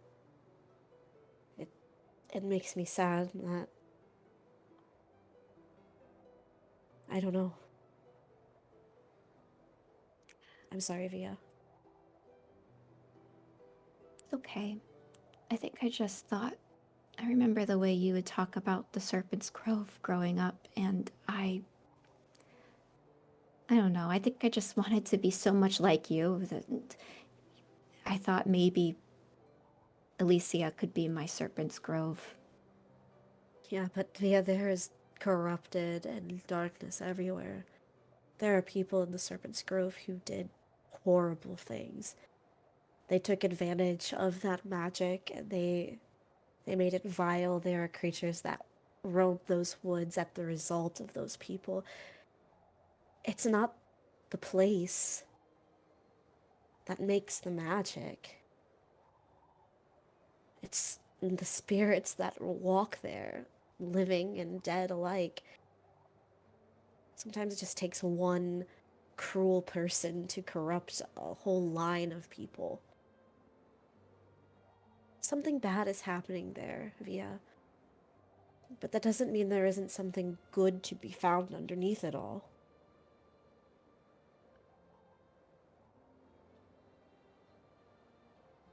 I guess maybe. I haven't really been thinking about it like that. Well, it's hard to, and you see nothing but, like you said, brainwashing and this strange paradise luring you in, but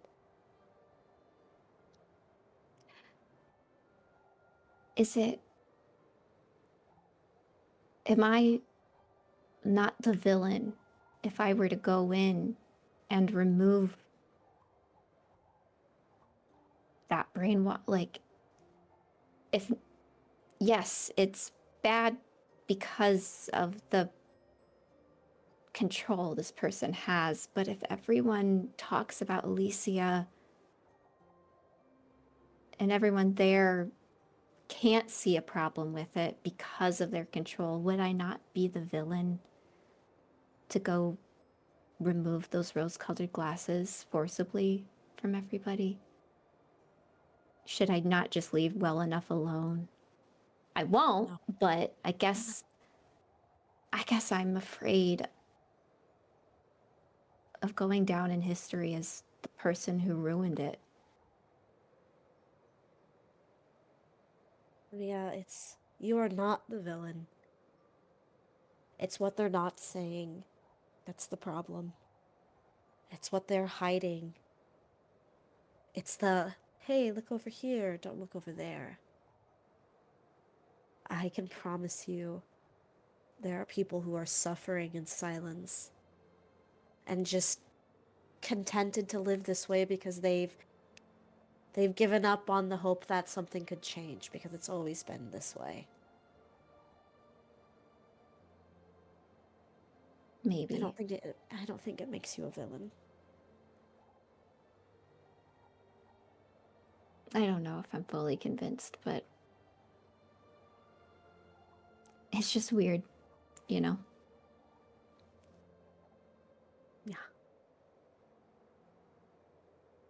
There's a lot of weird.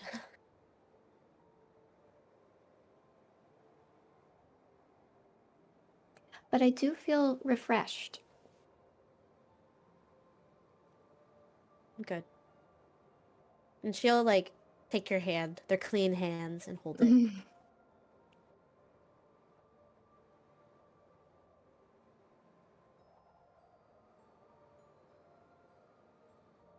That's all I got. Okay. Love is. That was sweet. Alrighty, perfect. So the two of you eventually wake up the other two people responsible for watch. Did anybody else have a conversation they wanted to have with a sibling or with one of the two other individuals?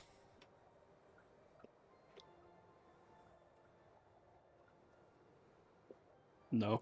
All right, then Moreau and Torwin take second watch.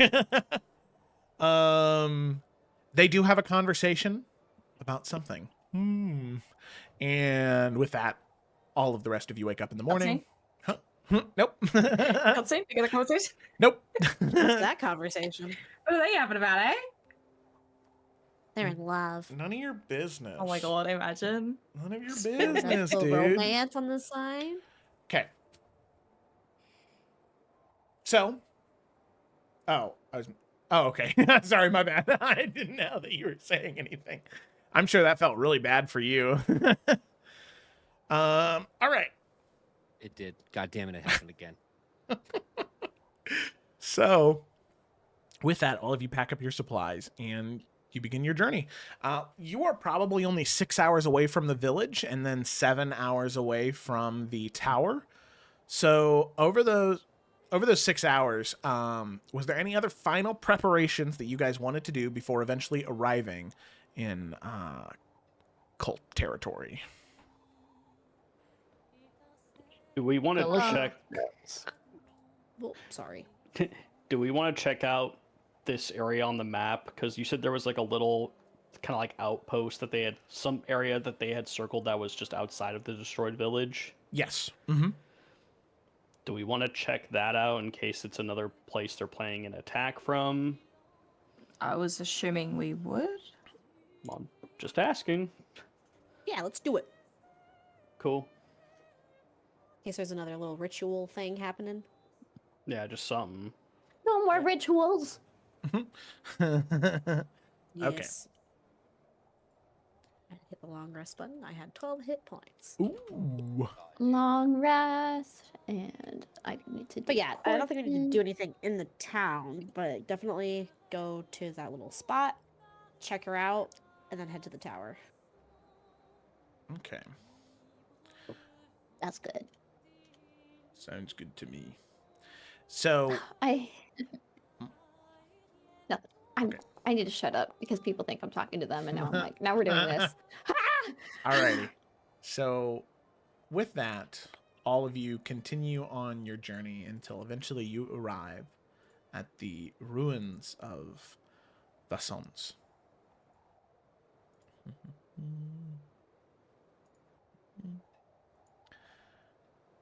Now, it's not a very large village, maybe 20, 30 buildings at the most. A sizable economy that was meant to sustain the wants and needs of the individual that lived in that tower. What at one point in time had been an archmage, perhaps, or just a mage from a foreign land studying, using this as their lodgings.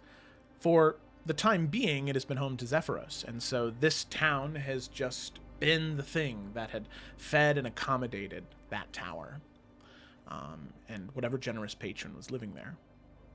However, the city itself is in ruins now. Much of it burned. Much of the buildings burned down, some toppled. Ruins of burnt stone and burnt wood and broken stone litter the walkways, and even some of the buildings still smoke as you walk through them. It is a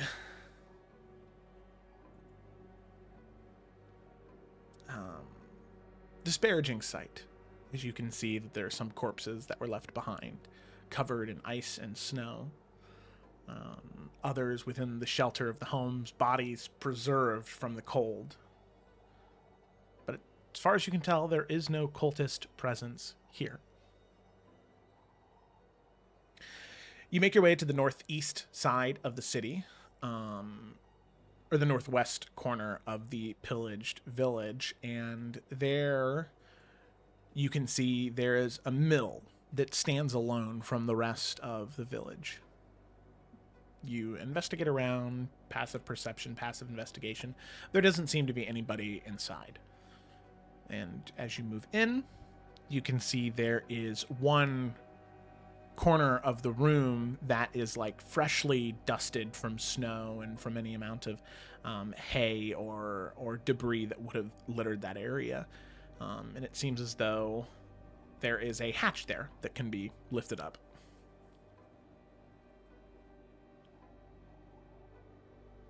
I'll take point on that.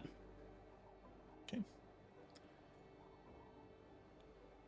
The ladder, is it a ladder? Is it steps? So it looks stable. As you lift rotten. as you lift that hatch up, it's just a recess into the ground. And you can see there is a chest in there.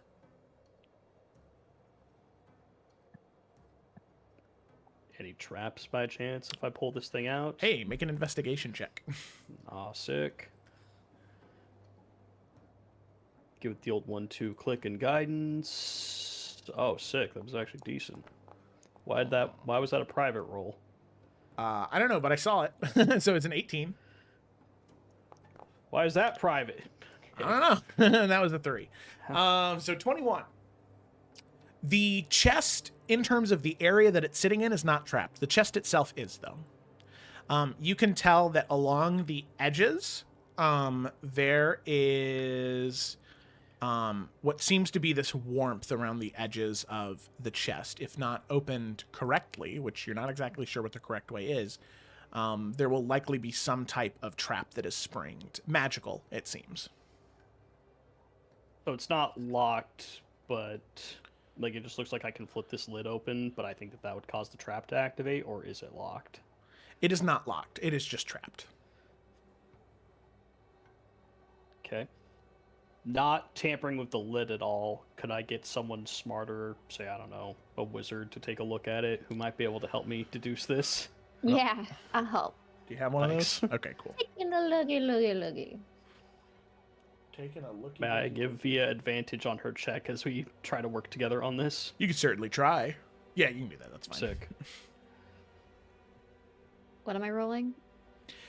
So Investigation? let's say Arcana, as this is a magical trap that you're trying to figure out the proper way to open the chest. There's And I'm your rolling guidance. it It's a with 1. guidance. Okay. With advantage. Oh, did I have advantage or You no? did, yeah. Oh, thank God. Oh, wow. Instead of Oh, an wow, 11. wow. Oh, wow. Oh, no, it's an Wow. 11. Wow, wow, wow. So I did want to Hmm. say, while this is happening, Edwin is keeping a sharp watch at our surroundings, just to make sure we're not being snuck up on by anybody or anyone's watching us. Or Okay. All right, perfect. So Edwin standing outside of the mill. Was there anybody else inside of the mill with Via and Merrick? Yeah. Yeah. I'll be in. We'll both be inside. All right. Edwin outside with you is Moreau and Torwin. So Via, as you investigate, sort of tracing your fingers along the edge, you can see that it's some type of specific way that you are supposed to open the chest. There are these runes that are sort of lightly etched in different areas, and it seems like you have to hit the correct combination of runes on each side. And from what you analyze, from what you have seen, you believe that it is correct. You think that you know the right way to hold the chest to open it without triggering the trap. All right. Boom, boom, boom. Hold. Let's go. All right, and you open it. Okay, I need everybody in the mill to make a dexterity saving throw. Yeah. Nice. Who's gonna have you leave? Damn it.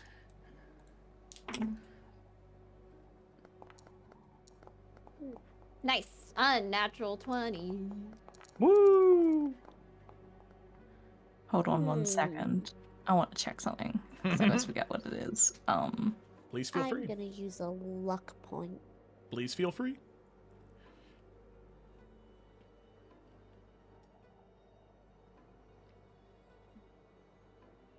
Damn, okay, it's only ability checks. That's rude. Okay.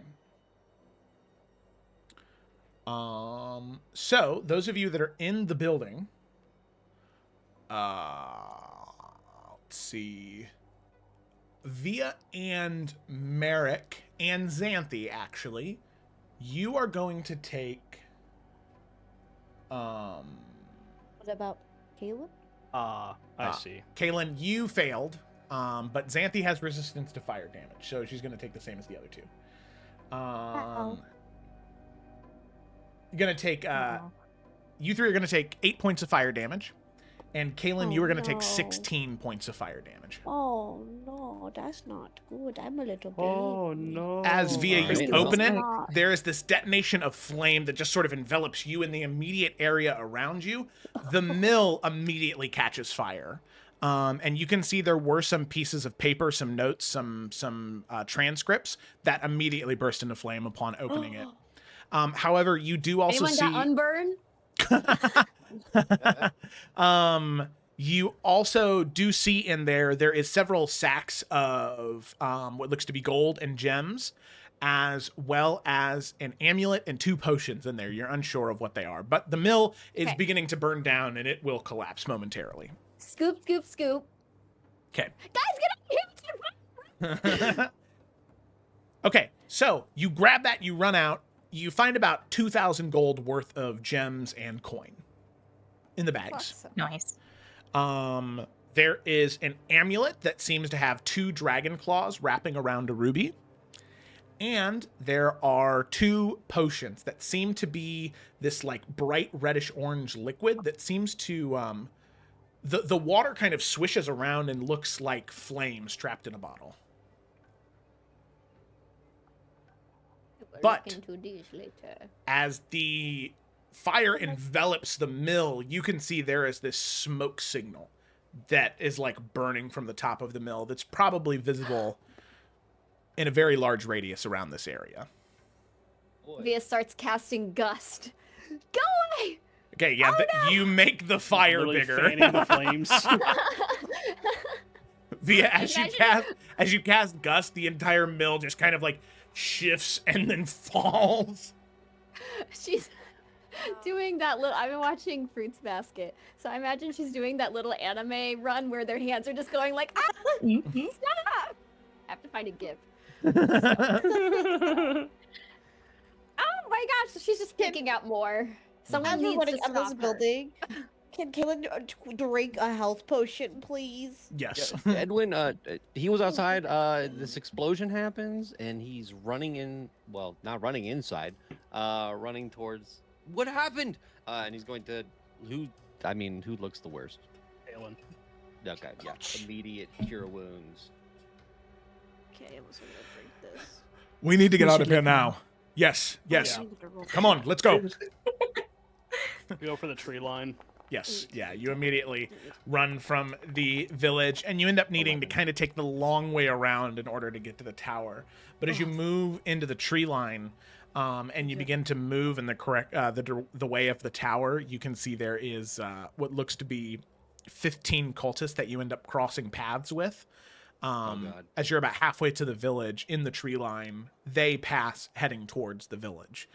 It seems as though people were sent to investigate, so your presence is not fully unknown here now. They don't see you within the tree line, but, well, they know that somebody is very close to the village that is not a member of the cult. Okay.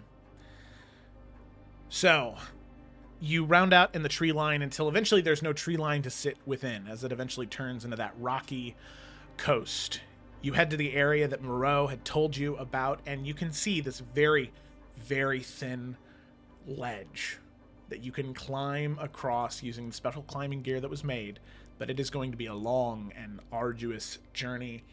And Moreau, she says, as all of you sort of get there, now from when we investigated this, there's a very limited time window we have. Every 30 minutes or so, there's a guard that passes by.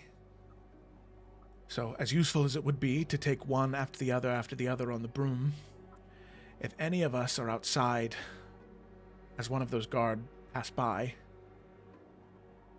we'll be seen, and we'll be alerted, and who knows what would happen. We need to move across all as one, as quickly as we can. And hopefully, we'll move fast enough that they won't see us on the patrol.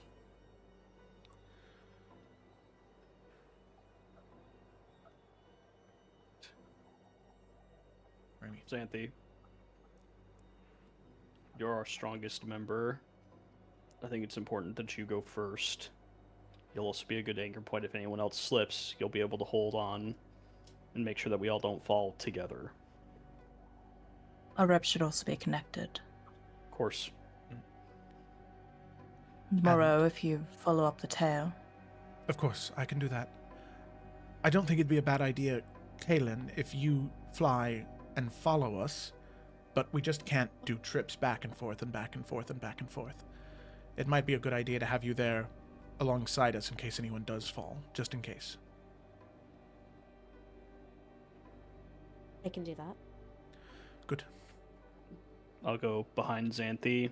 I might be able to see some of the better climbing paths to guide her on. And I can stay next to Moreau and Via on my other side. I think that, well, out of any of us, no offense, my princess, but I think you may have the least experience climbing out of any of us.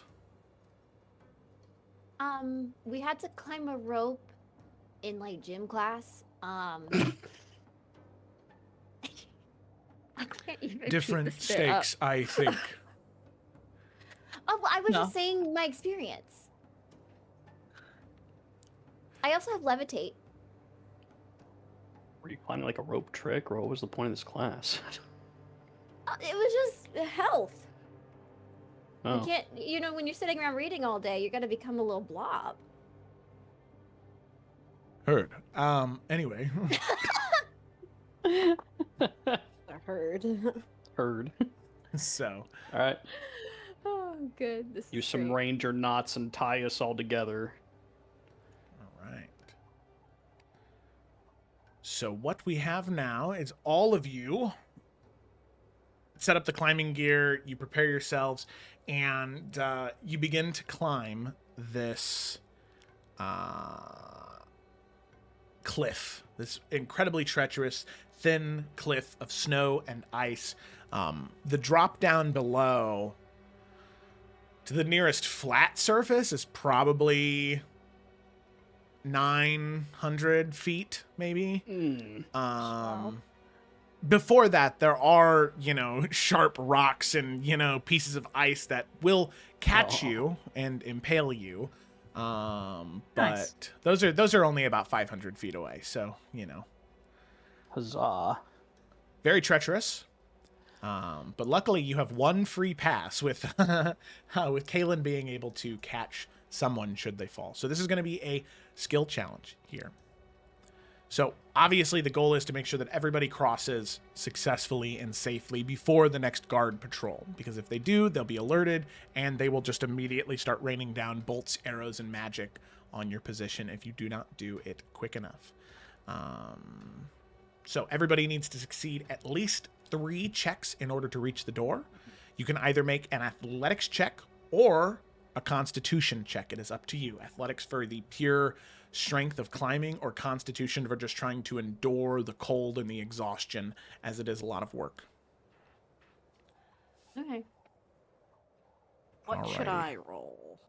So, Caitlin, as of this first round, you do not need to roll anything. It is a free pass for you on the first round with the broom. Okay. The next round, though, you may have to. We'll see what happens. So just a con check. So yes, Or either athletics or constitution. Athletics. I am going Copy to go that. Constitution. So anyway, I'm gonna use a tactical mind on that one. Oh, mother bitch. Oh, nat Okay, 20! Let's go! Back. Merrick's a ranger.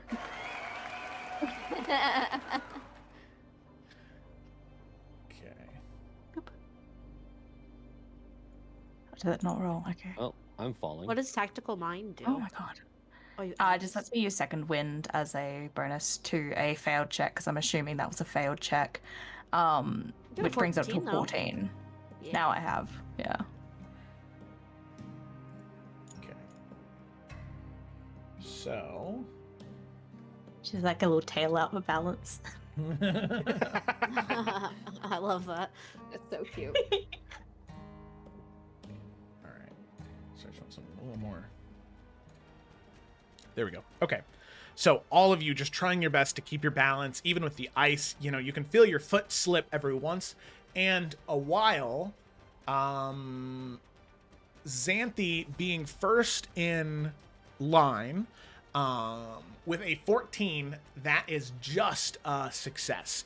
As you are able to sort of like shift and climb and move. There's a few moments where you slip, but you take a moment, you take a breath, and you continue pressing forward. The raw strength able to keep you on this cliffside. Merrick up next, no problem. You are pointing out left and right which way people should be going, where they should be stepping, trying to keep an eye to Xanthi in front of you, Edwin behind you, and Via, and so on and so forth. You keep yourself as stuck to the side of this wall as you possibly can. Edwin, though, as you are stepping and climbing, it is just a lot of pressure. And with the armor, the weapons, the materials that you carry, I mean, it is a lot of weight for you to hold on to. You're trying your best, but you can feel that pressure begin to mount. And as you place your foot on one of those pathways, you can feel the ice crack and break. And you feel yourself begin to slip and fall. Go ahead and make a dexterity saving throw to try and grab hold of the ledge before you slip back. Yeah. Yep. So you slip and you end up falling downward. Merrick, I need you and Via to make strength saving throws, as the immediate weight is on the two of you. Okay, what if though? That's really bad. I know I also rolled a 10, so I don't know if I'm able to, but I could cast Levitate on Edwin right now instead.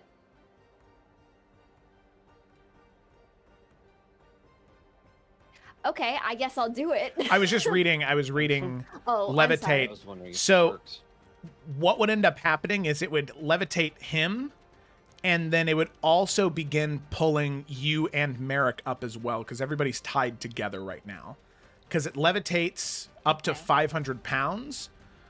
So it would be up to Xanthi and pretty much only Xanthi to pull the three people that are levitating behind But if- her. Are How we- high does it levitate?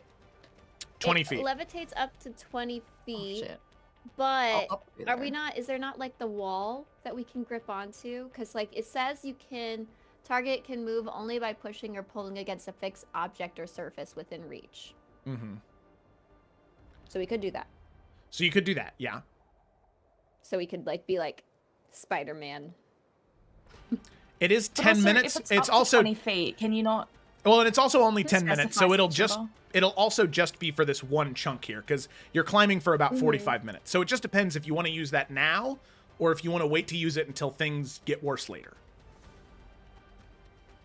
What do you think, Pam? I mean, I can use it now, or we can. I can just try to catch him. I think. Let's I see think if let's- you and I. No, you're about to say. Yeah, go ahead, Ryan. Well, I was gonna say, like, let's see if you and I can brace and stop him from falling. Because then, if multiple people start falling, perhaps that's when levitate would be more helpful rather than just one person falling. That's fair. In that case, I'm using my portent roll here. but Oh, okay.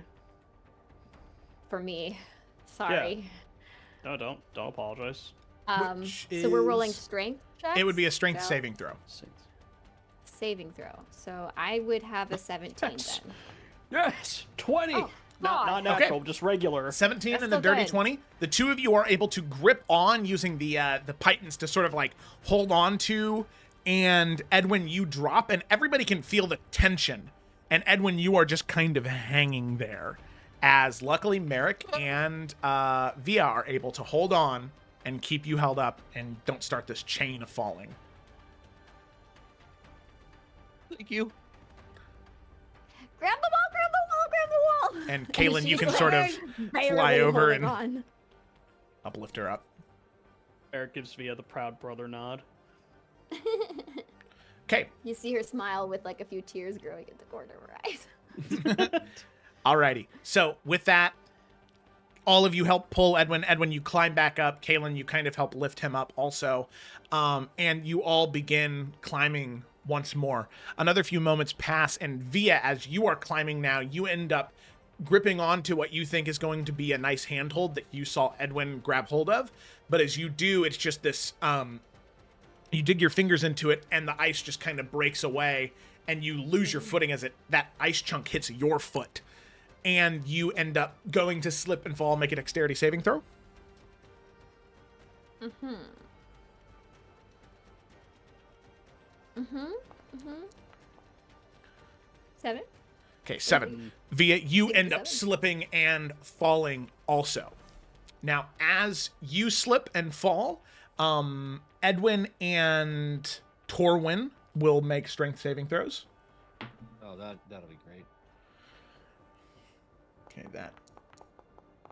Or at least has a 15 strength. The man wears full plate. Hey, you watch your mouth. So that's a 23 from Torwin and a 15 from Edwin. That is enough. They catch you, Via. Nobody slips and falls. As they're able to grab hold of you and pull you back up. Kaylin, you also helping lift her back up. Thank you. Okay. So then we have Torwin and Moreau. Torwin succeeding on his check, and Moreau also succeeding on hers as they continue climbing across the area. Now, the first stretch takes maybe about 15 minutes to pass through, and eventually you can see that there is this large snowy outcropping that sort of creates this dome over where you are, providing cover from any scouts that might pass. But Xanthi, as you begin to sort of place your pythons and these like the climbing tools, you can see as you place one of the picks in there, you can see the ice cracks around the python. So in this stretch, you either use the pythons with risk of breaking this sort of ice wall that is over top of you, or you try and do this without using the pythons, which would be a disadvantage to all con or athletics checks. Yeah. My horn, Frosty. Can I use my horn as like as one of the like pythons to kind of like counteract that breaking, you know? Reinforce it as we go. Okay, yeah. I would say that would give your you horn named Frosty? I would say that would work, but it would be one solid point for each person to use. Because you would be able to use it and save yourself that, but if you wanted everybody to benefit from it. So, Xanthi, you could use it for I can yourself. just save myself, that's fine. Okay, yeah. perfect. So you'll just make a straight roll for your Yeah, athletics or And you have a +7 to your athletics. Yeah, it's so nice, isn't it? I was a roll like dog Must shit. be. I don't. Fair. Now, it could withstand a few pythons. It could withstand a few. You're just unsure of how many stabs this ice wall can take before it cracks.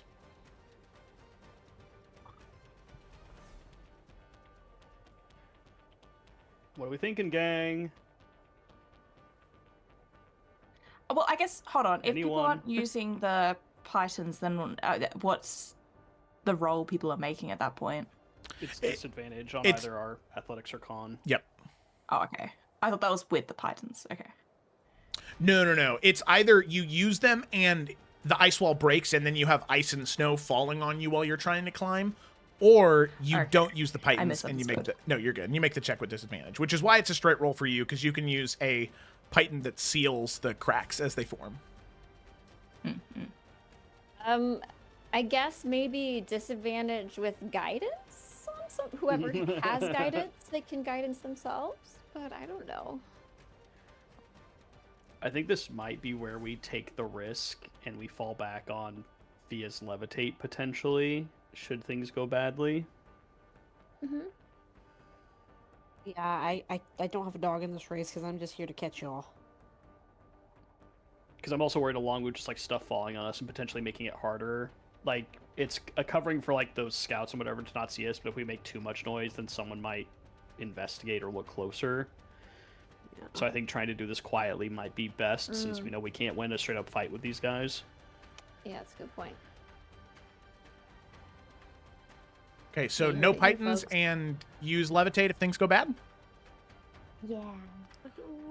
Okay. Sure gonna try. Guidance if yourself if you can. All right, so we'll do this one at a I time. will guidance people. All right. You can guidance one person as they're making their way through this path. So you got to choose your person. Who you guidancing? Yeah, Yeah. definitely feel. Thank you. All right, one for Via. I have guidance, so I mean, And I think so you should does. take that for yourself, honestly. Okay, well. And then I'm not Edwin and that then Merrick can confident. use it on themselves. All right. Fine. Perfect. Because I feel like both Moreau and Torwin will be hopefully fine. Yeah, they're both more strength They're very leaning. strong. Yeah. So, yeah. Yeah. Okay. All right. So we're going to do this one at a time. Xanthi, make an athletics check or a constitution check. Either or. Straight roll for you. Oh my god, why is it still bad? Well, I'm using my second wind. Okay. All right. Like how Because it the said 14 seven. only just succeeded before, so. Well, it is harder here in this area. Yeah, So exactly. That's Using why I wanted to use it. yes, using the second one was a good choice. So you sort of stick the python in, and it coalesces, and one after another, with Merrick telling you the best places to go with his experience, you're able to place your horn in the areas that cause the least amount of damage, and you kind of end up creating these smaller pockets that can kind of be used as handholds for the others. Using python's still not a good idea, but you're creating a smaller path for them to be able to use to hopefully help them with their climbing, to make things a little bit easier on those that are coming after. And she's definitely cringing at like each time, thinking it's going to damage the horn, but like, you know, it's better than being dead, so. And the horn, pristine. It's still, it's Good. something about it. And so, Xanthi, you're able to make your way all the way across without falling. All right, next up is Merrick. With the guidance. Oh my god, yes. Yes. Look It was at on that. a 1 for so long and then it rolled over. 23. Okay. Merrick, the handholds that Xanthi created, a godsend. They make this entire ordeal for you so incredibly easy. I mean, it's almost easier than the first one because you don't have to stop and hammer a python in. You can just move. Like, you are just climbing like nobody's business across this path here. All right. This wasn't. Hmm? We weren't doing disadvantage? He did disadvantage. It was 2d20 and he rolled Oh. 2 17s. Oh, okay. I didn't Yeah. see that. Okay. Alrighty. So with that, we move on Accuse me of cheating, to how dare you? to No, Edwin. I just thought we forgot. And I was like, unless we were doing the avalanche one. No, I'm sorry. Oh, you're good. Is it my turn? I'm sorry. Yep. No. It's Edwin. Okay. It's Edwin's next. Edwin. Oh, okay. Yeah. Sorry, I thought I said that. I didn't hear. Sorry. Okay. I was too busy being whiny. Between con and Athletics or Constitution, either or. yeah, it's always going to be con. Hmm.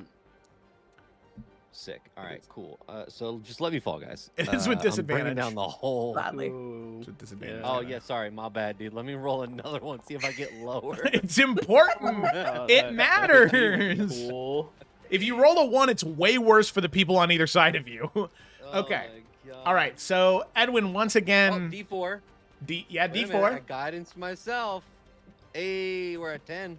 10. Sadly, still not enough. So as Shit. you are climbing, I mean, you're trying to place your hands within these hand holes, and you are just sort of digging your fingers in, but it's too slippery. And on the ice, you just end up losing your footing and slipping and falling. Once again, Via and Merrick make strength saving throws. I'm falling again. We know. Yeah, we know. I don't think. Uh, I don't know, y'all. I only got a 13. I think it it's might be not looking levitate good. time. It What might be did I put levitate. in there? A 10 and a 13. Yeah, with those two, it's Edwin being one of the heavier individuals because of the armor, because of the weapons. Badass.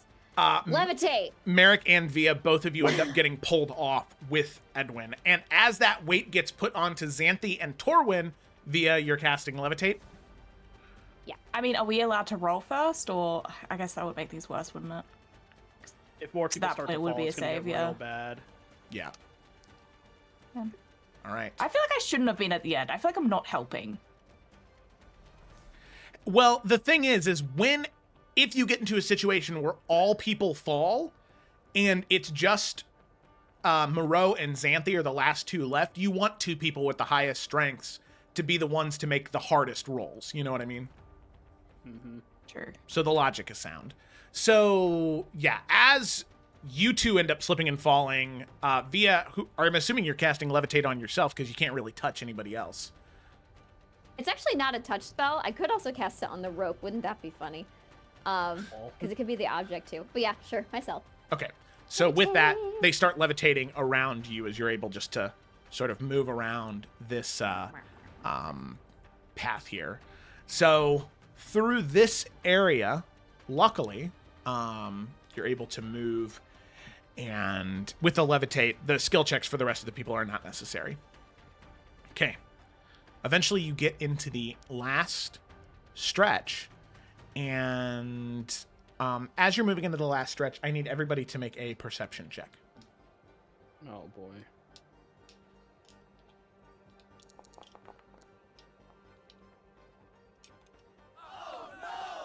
Thank fucking no. God I have Not rolled advantage above on a them. fucking 10. What the fuck?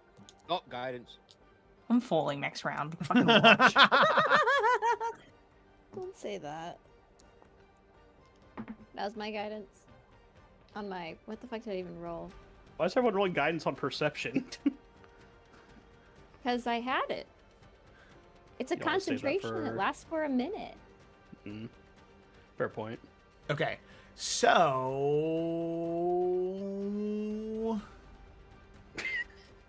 Kaylin, you are the only Sorry, one it's that a notices dog. this. You and Moreau notice this actually, but you're the first person, you notice it before she does. It seems as though in this final stretch, maybe 20 minutes before you get to this like plateau that leads up a set of stairs, it looks like, to a doorway. At the very base of that tower, you can see two cultists, it looks like, making their way down towards the edge of the cliff, scouting.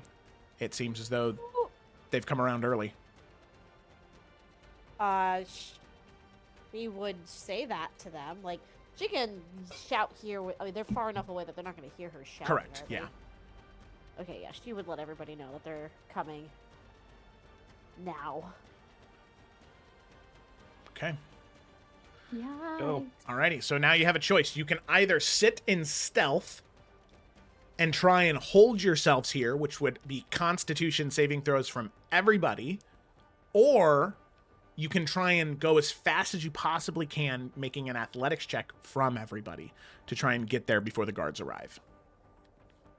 Oh, shit. That's Think- crazy. I feel like as a collective, we probably have better con, right? Because no one else has anything in their strength, do they? Yeah, as Ryan pointed out, I don't have a 15 strength, so my athletics is bad. I didn't say that. I said Torwin had 15 in strength.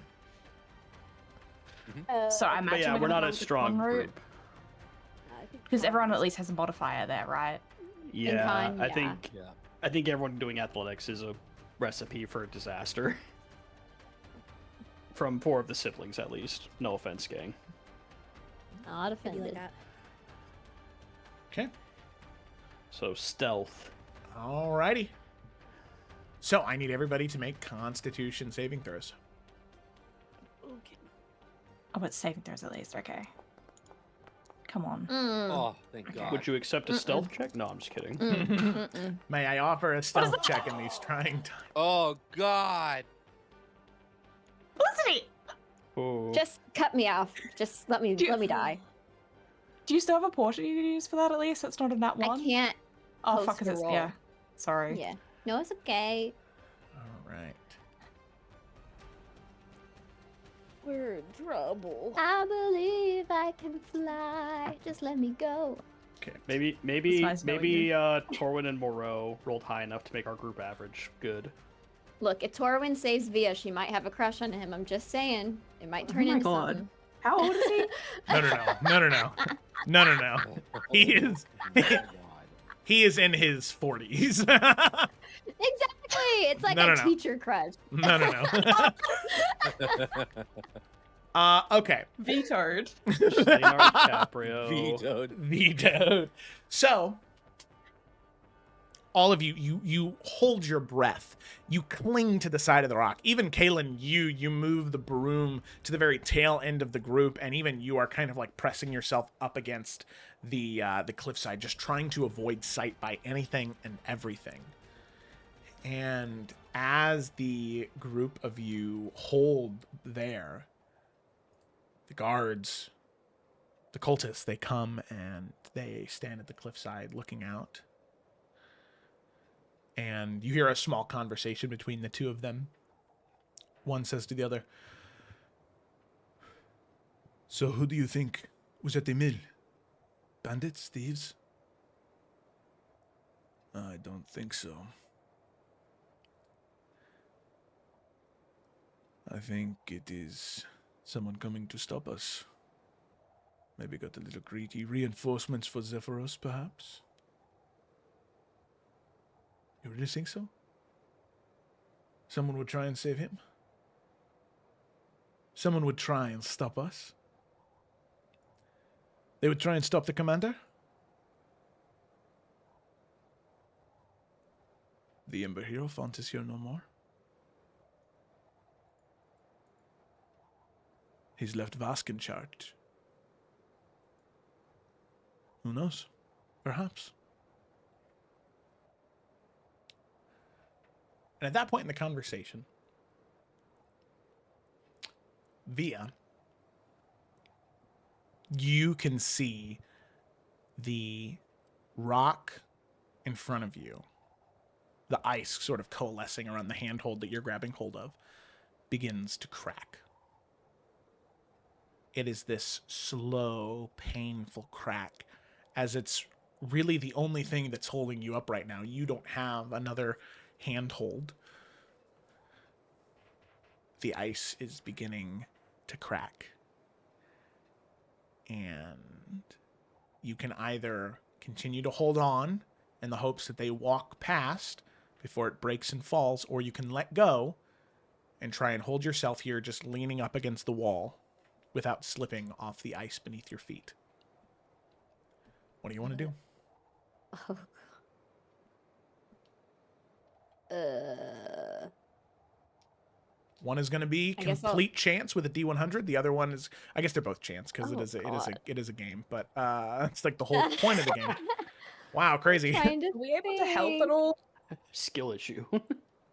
In this instance, because it's her nat 1, you'll have an opportunity to try and save her if she falls. But to save her in this Okay, moment, we kind of. yeah. No worries, no worries. Yeah, I'm trying to think. I think I just so it doesn't make noise. I think she would, or make things worse for everyone else. I think she would let go and try and stay on the wall, but like, yeah, let go of. Okay. I don't know. It's probably in front of her. I don't imagine she'd be holding on like that, like this. Yeah. You climbing like that the whole time? No wonder why it's so hard. I'm rolling so low. Okay. So as you do that, Via, luckily you're not moving. You're standing still. So I need you to make another Constitution saving throw, but with advantage, as just through this holding onto the rope at your sides and leaning up against the ice cold rock and trying not to slip. I need you to make one more check for me. I mean, I could use my number 10 portent, but then I'd only have a 13. Do we feel like that'd be... I mean, 13's not that great. Well, what's your... Oh, wait, yeah. I mean, it's at least average. What do y'all think? Like, I mean, I feel like a 13 will be a fail, but I also don't think I'll roll higher. So, Oh, I could. It's really 50-50, so I think it's really up to you, girly. yeah. I say, This game's all about I rolling think- dice. I think here- you're Roll it, rolling baby. dice. here's how I look at it. If you think a 10 is a failure, you should take the risk and go higher, because there's no Yeah. point of just locking in a failure, which I Fair. agree with you. I do not think 13 is a success. Okay. You said advantage, Joe? Uh-huh. Uh-oh, it means it doesn't matter. It doesn't matter. I'm gonna fail. Okay, I got a 15.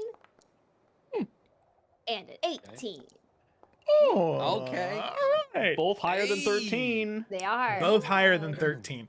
Luckily, Gotta Via, have faith, a 15 is a success.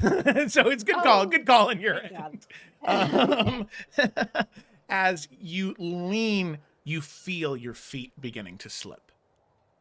But you just breathe and you sort of tense those calf and core muscles, and you just hold yourself as tight as you can up against the wall as their Think about conversation. when she had to climb the rope in elementary school. Yeah. You hear their conversation finish up as the one says, "It is no matter. Even if they do try and save him, they will meet the same fate as the others who tried to rescue him. They'll die the same as the others." They walk away. And Via, you do not slip. And you're able to finish climbing the side of this treacherous cliffside, making your way onto the plateau, heading up a small, rough-hewn set of stairs to an iron door that leads into the tower.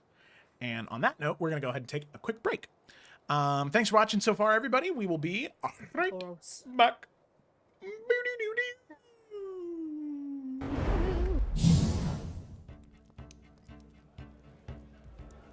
Elemental.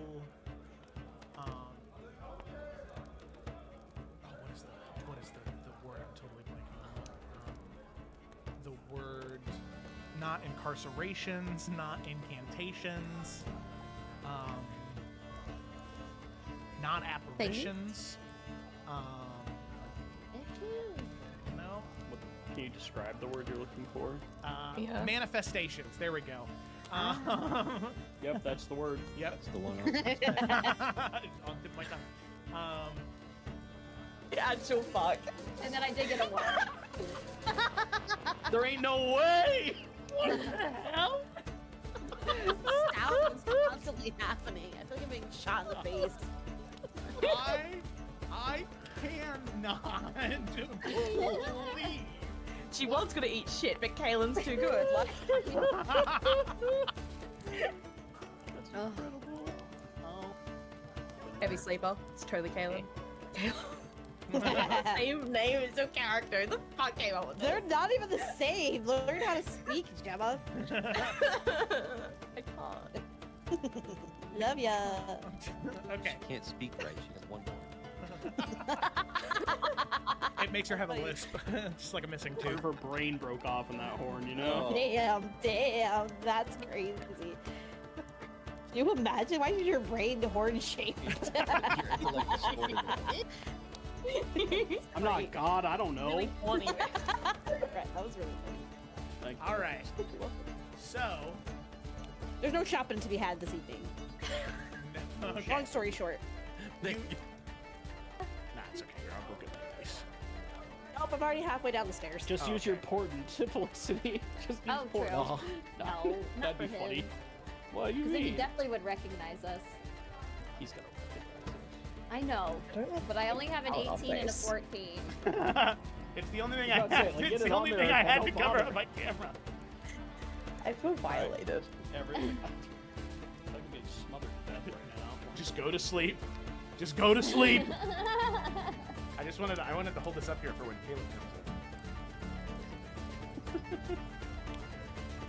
Why does it have to be so bad? I already danced in the Stop background. making it. I don't think anybody's. Why are you so shaky?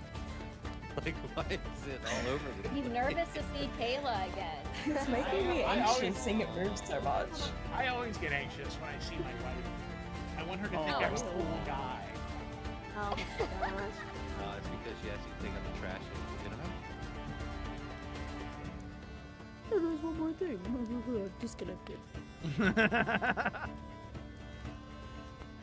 Nah. I will say, from the other side of the door, any of you that were like coming out to check, the only thing you heard as you like moved towards the door was Kaylin and Samson squeaking. Kaylin was speaking ferret, not the other way around.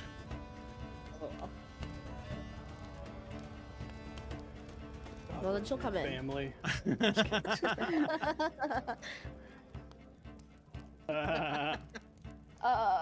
Constitution, DC 13, got it. Yeah! Okay, that is a failure. Warped. Fuck yeah. Get in that plane. There we go. And he Okay. is going to start creeping backwards further into the woods. No one even sees Via. She's just like, All right, and then Kaylin, you were gonna do something. I was just going to shoot a. What the fuck do I shoot? Eldritch Blast. sorry. He's gonna start picking the produce up, putting it onto the. Well, that has been in the snow. You're going to have to pay for that. Looks to Caitlin. I'm so sorry. Sometimes, you know, his old eyes and the light, he just doesn't see and look in front of him very well. I will Snow take is care of that. blinding. Yes, I'm so sorry. We'll get you home, brother. Sorry. I know. sorry. I Can know, you dear please brother. just pay me for the Sure. produce he has ruined? Kaylin will give the man 2 platinum. Thank you. Please have a great rest of your day. Thank you. You as Thank well. you. Sorry, everyone. The shop is closed for the rest of the day. Tink, tink. But for anyone else who wanted produce. Edwin just goes. Produce was the whole winter. Elemental.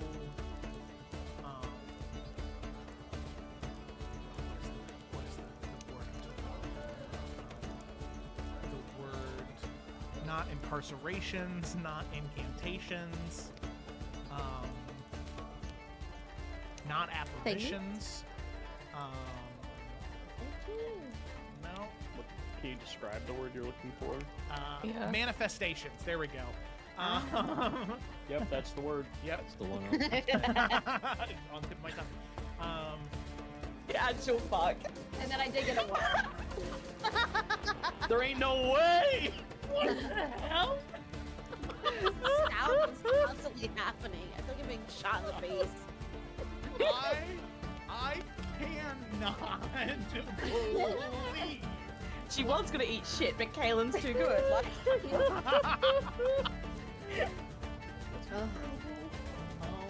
heavy sleeper. It's totally Kaylin. Same name as a character. The fuck came up with They're not even the same. Learn how to speak, Gemma. I can't. Love ya. Okay. Can't speak right. It makes her have a lisp. Just like a missing Part of tooth. her brain broke off in that horn, you know?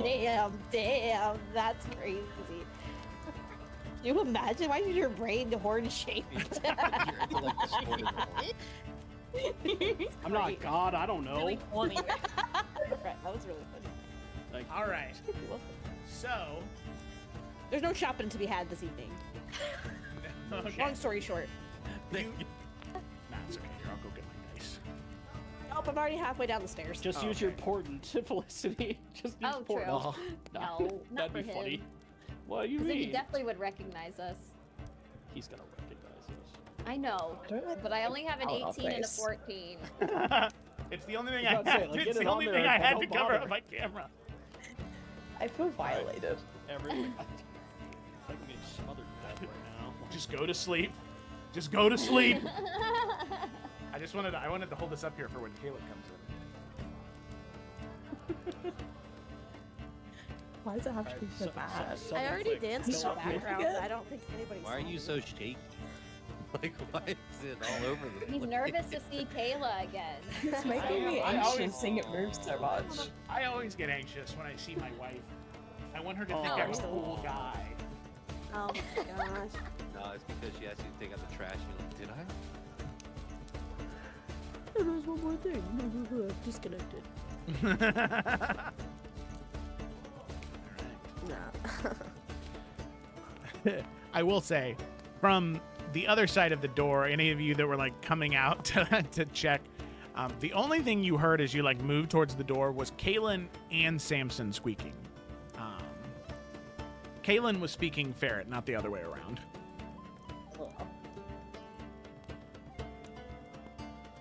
Well, then she'll come in. Family.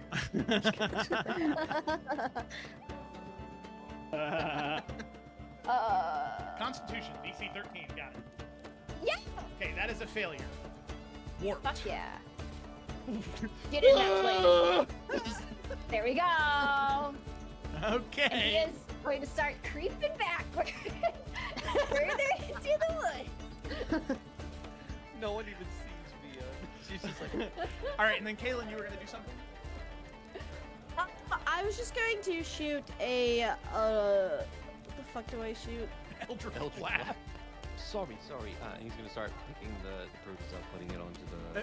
Well, that has been in the snow. You're going to have to pay for that. Looks to Kayla. I'm so sorry. Sometimes, you know, his old eyes and the light, he just doesn't see and look in front of him very well. I will take care of that. Yes, I'm so sorry. We'll get you home, brother. I know. I Can know, you big please brother. just pay me for the Sure. produce he has ruined? Kaylin will give the man 2 platinum. Thank you. Please have a great rest of your day. Thank you, you as well. Sorry everyone, the shop is closed for the rest of the day. Tink, tink. But for anyone else who wanted produce. Edwin just goes. Produce in the middle of winter. Elemental. What is the word? I'm totally blanking. The word. Not incarcerations, not incantations, not apparitions. No. Can you describe the word you're looking for? Yeah. Manifestations. There we go. Yep, that's the word. Yep. That's the one. On tip of my tongue. Actual fuck. And then I did get a 1. There ain't no way! What the hell? This sound is constantly happening. I feel like I'm being shot in the face. I cannot believe. She was gonna eat shit, but Kaylin's too good. Like,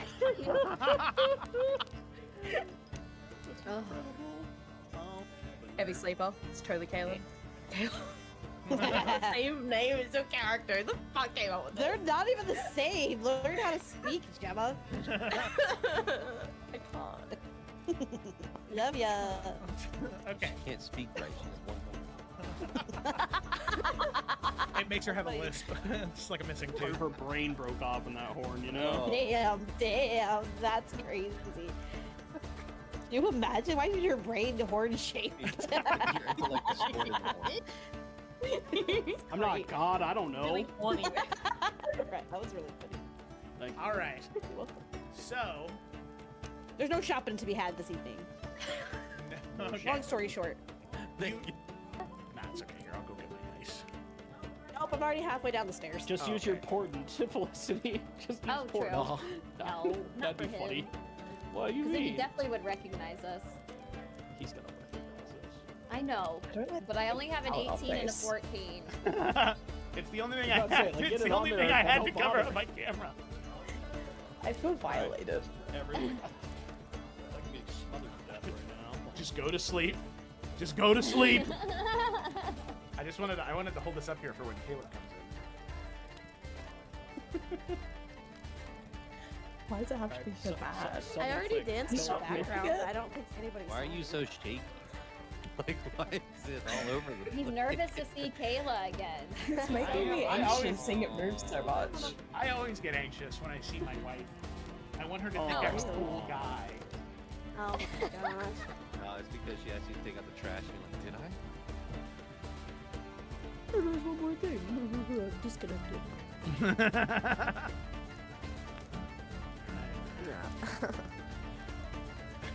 I will say, from the other side of the door, any of you that were like coming out to check, the only thing you heard as you like moved towards the door was Kaylin and Samson squeaking.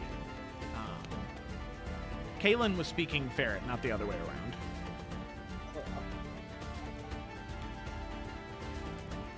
Well, then she'll come in. Family.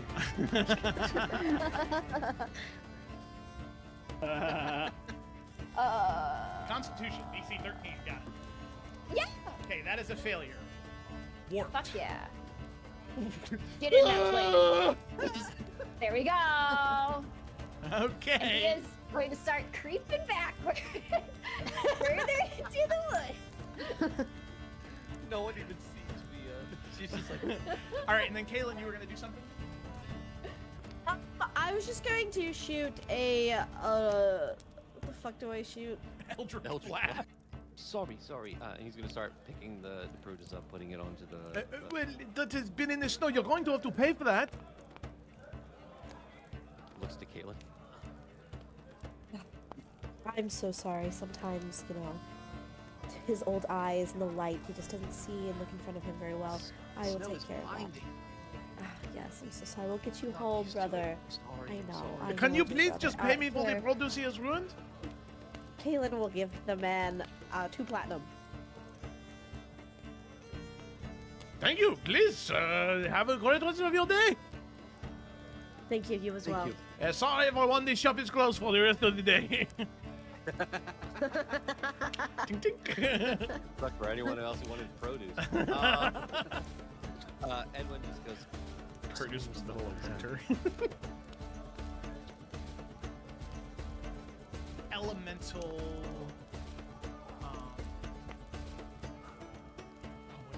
What is the word? I'm totally the word. Not incarcerations, not incantations. Not apparitions. No. Can you describe the word you're looking for? Yeah. Manifestations. There we go.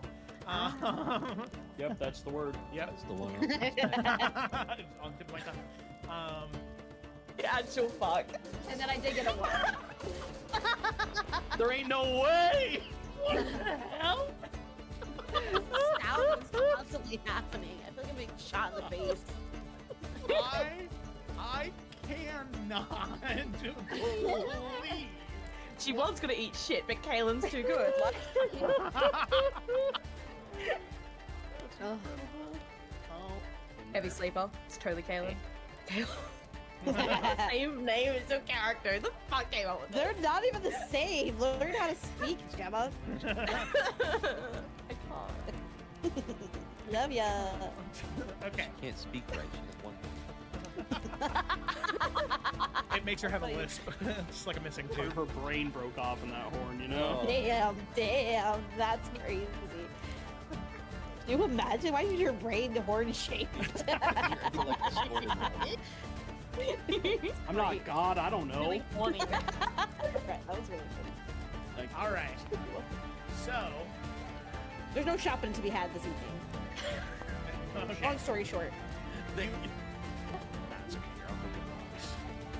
Oh, but I'm already halfway down the stairs. Just use your important Felicity. Just use Oh, true. portent. No, not That'd for be him. funny. What do you Because then he mean? definitely would recognize us. He's gonna recognize I know, but I only have an Oh, 18 and a face. 14. It's the only thing I I was about to say, had. like, It's get the it only on thing there, I but had don't to cover bother. on my camera. I feel violated. Never. It's like I'm getting smothered to death right now. Just go to sleep. Just go to sleep. I wanted to hold this up here for when Caleb comes in. Why does it have to be so bad? I already danced in the Stop making background. it. I don't think anybody Why saw are you me. so shaky? Like, why is it all over the He's place? nervous to see Kayla again. It's making me I always- anxious seeing it move so much. I always get anxious when I see my wife. I want her to think Oh. I'm a cool guy. Oh my gosh. No, it's because she asked you to take out the trash. You're like, did I? There's one more thing. Disconnected.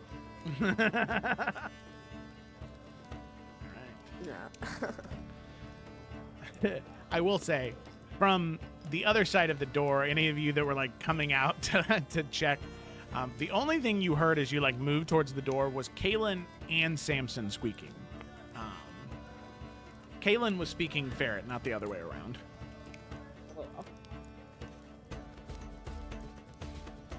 Well, then she'll come in. Family.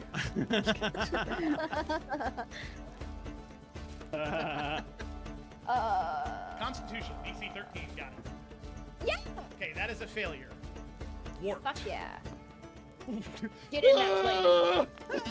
There we go. Okay. But hello there, everybody. We're back. Very excited to be back for the session. Let's go ahead and dive in.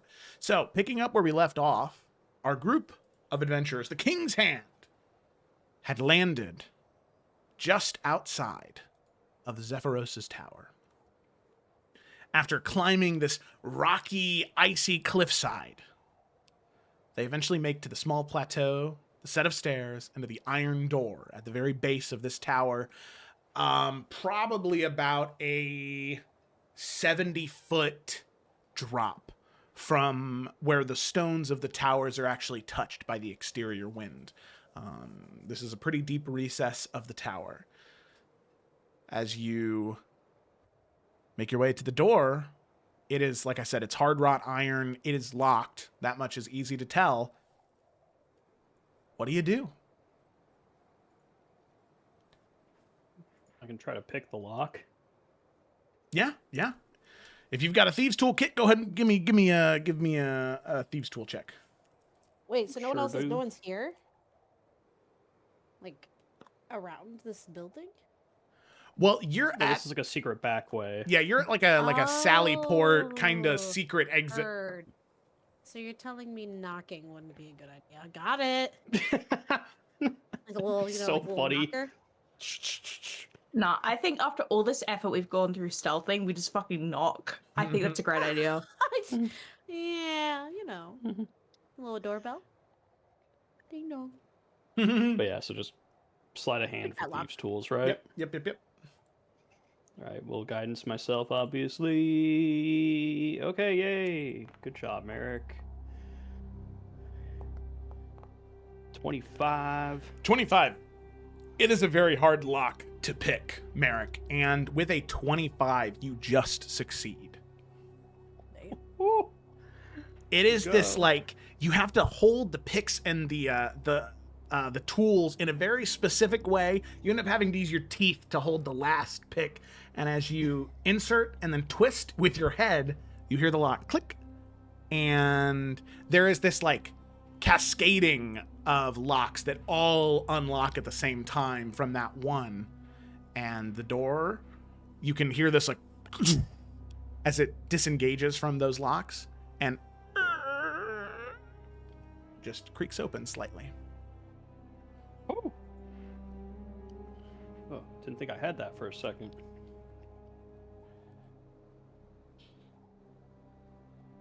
Guess I'll poke my head in first. Okay, so Merrick, as you poke your head in first, you see this is a small storage room in the tower's dungeon. Damp stone walls, barrels of supplies, weapon racks that are mostly empty. But there is a narrow stone staircase that spirals upward And you can see that there is a chair at the base of that stairs, and in that chair is a man whose sole job, apparently, is to watch this door. As you can see, he was just kind of sitting there. Young man in his early 20s, ginger hair, short-cropped mustache. He's sort of like looking at the dirt underneath his nails. Halt! Stop right there! And he sort of picks up a rifle, very similar to yours, lever action, and stands up. Don't do that. Margaret! We're not with them. Margaret! There's someone at the door! Stay right there. Stay right there. That's fine.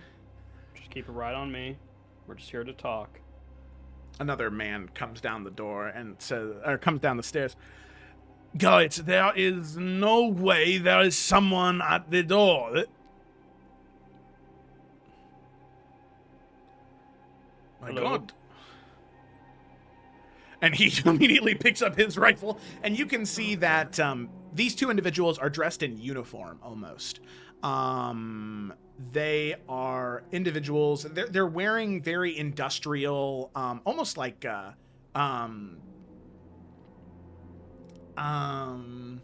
decorative in a way, where instead of it being like doublets and trousers, I mean, it is like straight leg pants and jackets, and you can see there is some armor, there's some padding.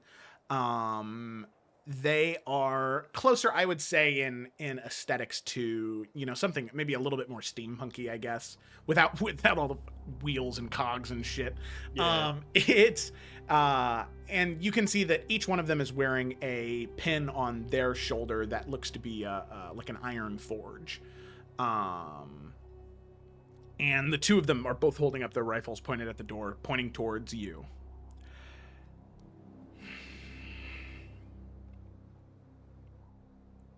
All right. We're just here to talk to Zephyros. We came to help. Just here to talk to Zephyros, the one who had come down the stairs, Marcus. Very interesting. And you would like us to believe that you are not with the cult? I would have already started fighting you if I was. Well, one man... Is it still just Marek in there? Okay. One man against two, with rifles pointed at him. You would be stupid to start fighting. Well, if I was alone, that's true. Open the door the rest of the way. How many of you are there? 7.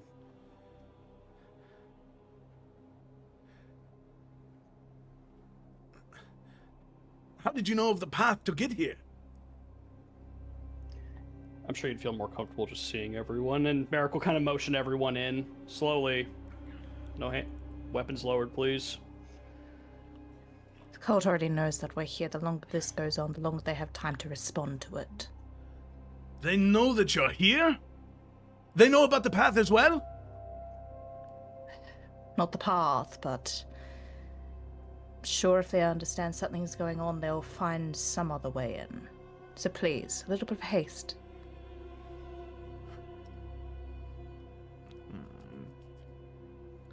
I would like either one of you to make a persuasion check with advantage. I'm gonna guess that's gonna have to be on Marek. What's your charisma? Well, my persuasion is a -1, so... Oh, sick. Yep, I'll take care of that. With advantage, you said? With advantage, yeah. Wow. Garbage. Can't believe I let you roll. No. Shut up. Can't believe I've done this.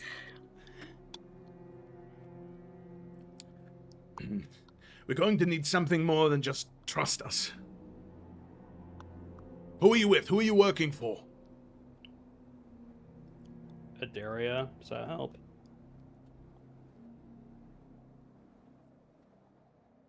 Adaria? We are traveling with Blade Captain Lysette Moreau.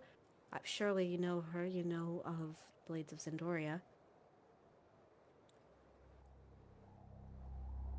Yes, your ilk. They tried to kill the cultists. What was that, a couple months ago? And you came Well, we're back. here to help them.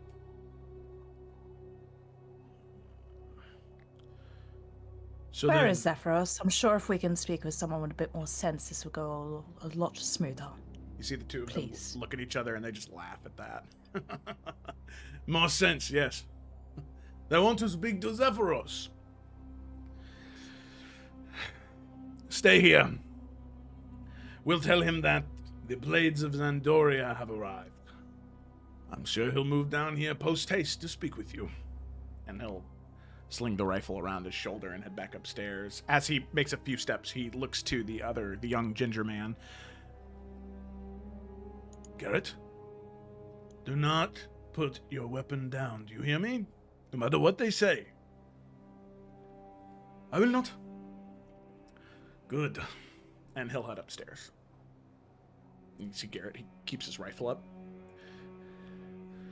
So, you found the elevator then? There's an elevator. I should not have said that. That Well, would make how's this much your easier. day going? We do not need to have small talk, please. Well, what else are we supposed to do? Wait. My day Just has stare at him? been fine. It was Yeah? the same as the past other days until right now. Well, at least something eventful is going on. Yeah, and I know. you could probably, you could probably like leave and go home after this. Like actually, like be able to chill out. Oh, no. We will not be going home. No? No. Me and my company, we are exiles. Oh. Oh. Great. Well, make a new home, right?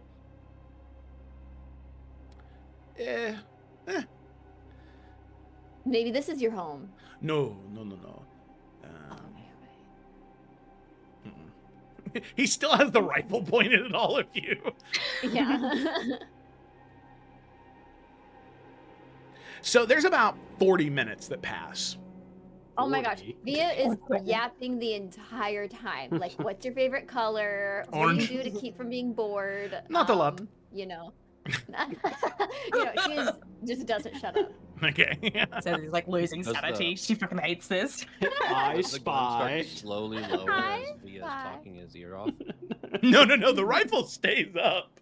Like it does not tucked into his shoulder. He has great trigger discipline. You know, his finger is flat up against the top. He's not like holding it on the trigger at all. But he's just talking. Like he's got a smile on his face. He's making small talk.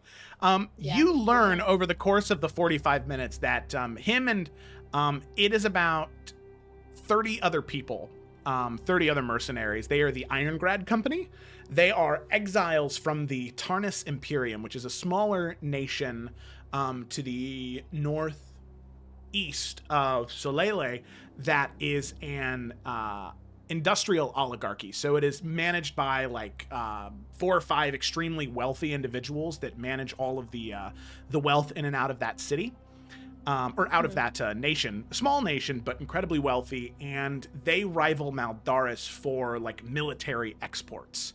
And they got tired of working day in and day out and being, beaten and told they weren't worth anything. So they stole weapons, they stole armor, and they formed their own military company, and they have been working for various people that have hired them, and Zephyros was the most recent one, and the one that all of them have liked the least.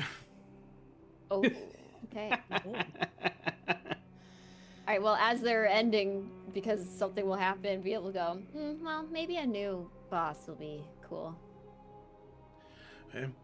Highest bidder. Fair enough. She just still has the rifle pointer. Okay.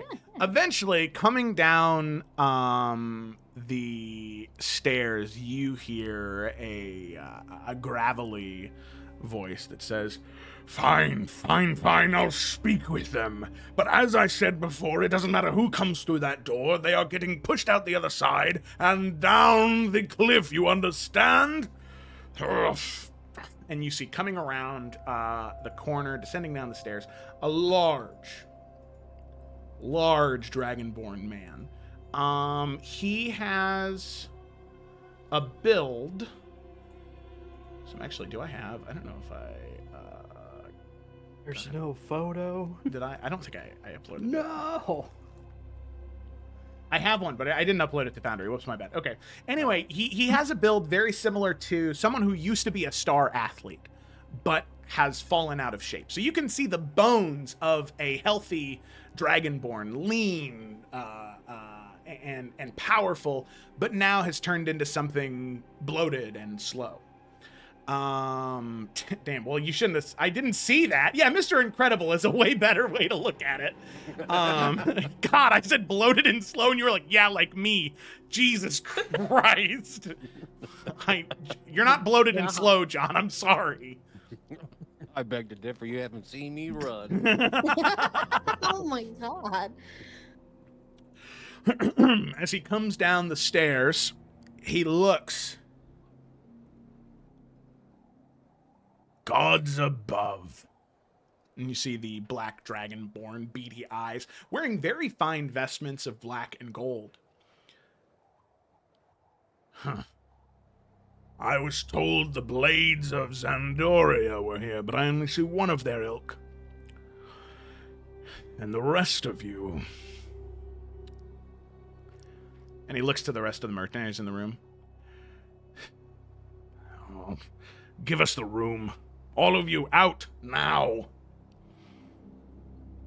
And you can see the individual that had walked down with him seems to be the leader of this company, wearing the most decorated badge.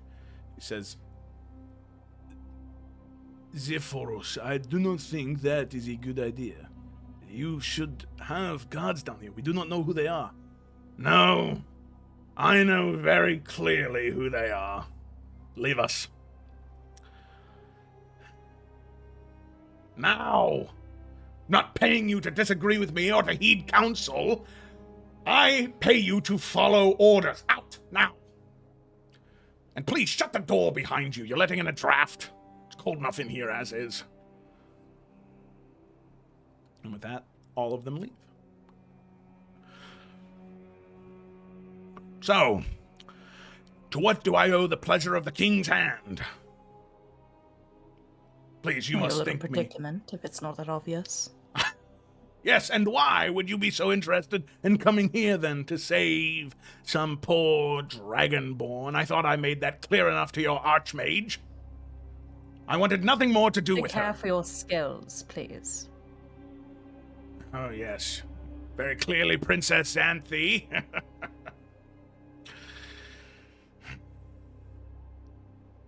We need you to read a certain item of ours, and ensure that you do not read anything or do anything for whatever the cult wants you for.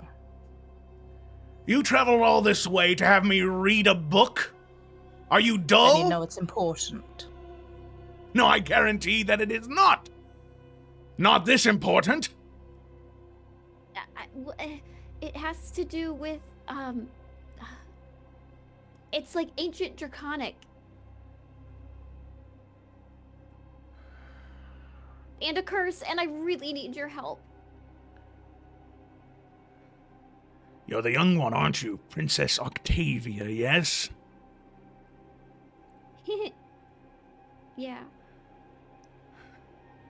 Did you go to the school Morgana- there in Adaria Arkenvale, is it? Yeah. Did Morgana mention me at all? No, I just have one very important question. This book that you speak of, before you even tell me what it is, are you a smart girl or are you a stupid girl? Depends on the subject. Sounds to me like a stupid girl. Give me the book. Well, you can't keep it though. We just need you to. Can't keep it? A book on ancient draconic and you say I can't keep it? Well, yes, because I might die. So yeah, you can't keep it. Excuse me, Zephyros, we simply just need you to read it so we can understand the depth of our situation that we're in.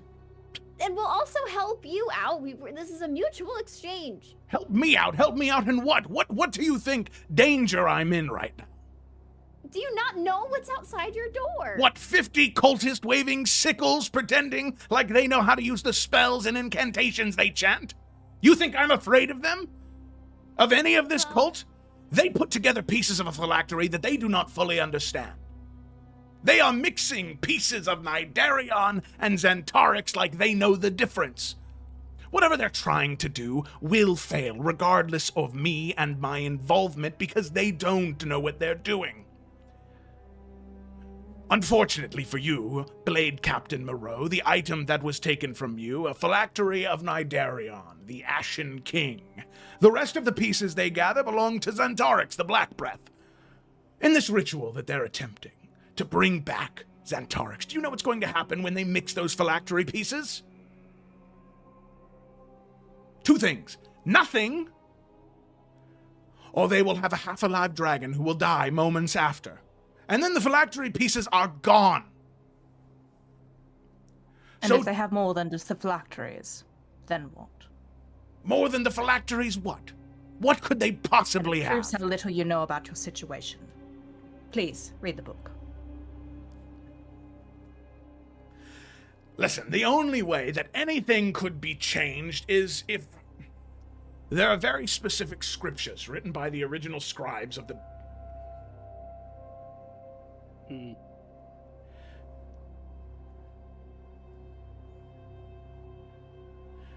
You are a stupid girl, aren't you? Tell me, princess, what did you do?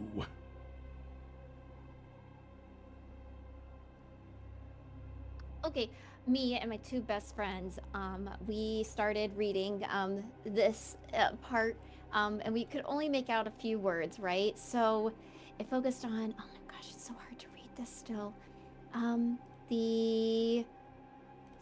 We did the whole blood thing, right? So it focused on these words: power, blood, 3, and cost. And we've been doing it every night because apparently our souls are like dying if we don't. And we thought it would... You what? You tell me you found this book in whatever dark recess of whatever place you found it, and your first instinct was Okay, to recite listen. words you didn't understand? Listen, she has been scolded enough. Not enough! You do not know what you have read. You do not know what you did. You want to help? Then tell us. You want help. You want me to tell you what to do to stop this, what you've done. Mhm.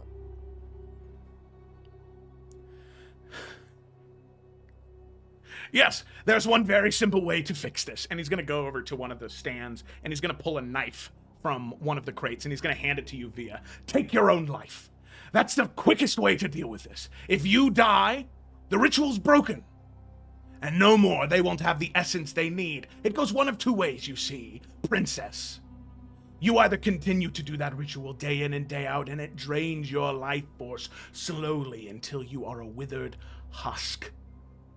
Or you can stop, and it will drain it from you all in an instant. So tell me, regardless, the cult gets what they want. Regardless, they get the life that they need. So either you cut your throat now and save us of the trouble. Xanthe saw something, right? Xanthe can read a little draconic, not the same kind you can, but there's something here. Right, Xanthe? I'm forgetting what was actually written in the book. Oh, I'm so now. sorry. You're on the spot. Was There was something, wasn't there, like towards the end, where it was like, you need to do these steps in order to... I thought it was just a cautionary thing of like, if you stop it, bad things happen. Oh. I didn't think Yeah, we get, far like, safer to complete than to prevent. Those who play the hero become the architects of greater horror. I just like the way he's talking to her. So she's going to keep going, and she's going to say, listen, You act as though we don't understand the direness of the situation. This is our sister. This is also the fate of everything around us. We're very much aware. We did not risk our lives to come here for you to tell us that she has to just take her own life. So you we're going to- understand the severity of the situation. Yes, so read the rest of the book so you can come up with a different solution. I know what the book says. I'm the one who found it. Great, so there's another way. No, there's not. This book I hid away so no one could find it. There were very few other individuals that I told about it, that I had found this book. Individuals that I thought I could trust, but I suppose I was wrong. Who did you tell? Because the only way this book was brought to Arkenvale by a shadowy, mysterious figure that no one seems to remember. So who did you tell?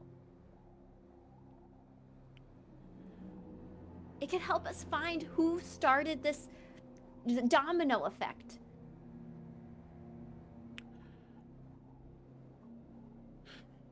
You were the one that found it as well. What do you know of the letter that was in it? There was no letter when Was I that found connected it. to you? No. I don't know what letter you speak of, but there was nothing that I left in the book when I hid it away. I believe you've done a very poor job of hiding it then. Or a poor job of trusting people, but either way it doesn't matter. What matters now is figuring out some way that you will be able to assist the Princess Octavia. So I do remind you, for as much as you are going to be posturing, she is still a princess of Adaria, and you will mind your words. And you think I give a shit about a princess of Adaria? No, I think that all of you are spoiled, rotten children. Your dad pinned a sigil on you, and you think that bestows you with some divine right to adventure to rule? No, you are in over your heads. You think... Great, but our sister's life is still at risk, and so we're going to do something about it. Who else did you tell? We're still waiting for the answer to that question.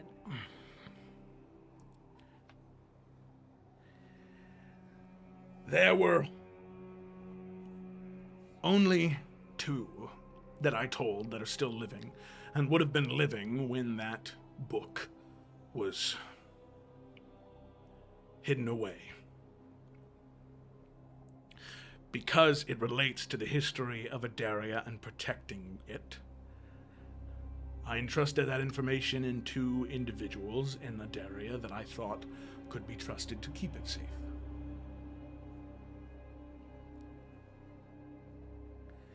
2 individuals that had spent most of their lives protecting individuals and keeping them safe.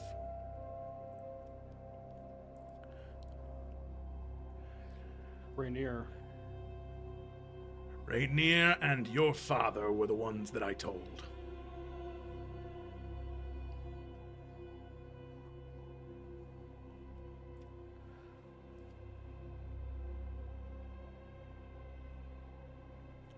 Yeah, hearing that, Via's going to like stumble, like she's getting lightheaded and starts to like stumble and like fall backwards.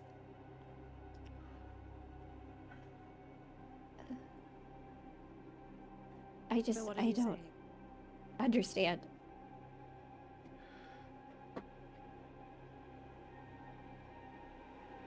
Those were the only 2 people that I told that could have moved the book, especially into Arkenvale.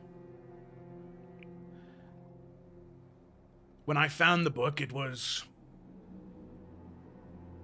150 years ago, I think. I told Talon shortly after he became king, and Rainier alongside him.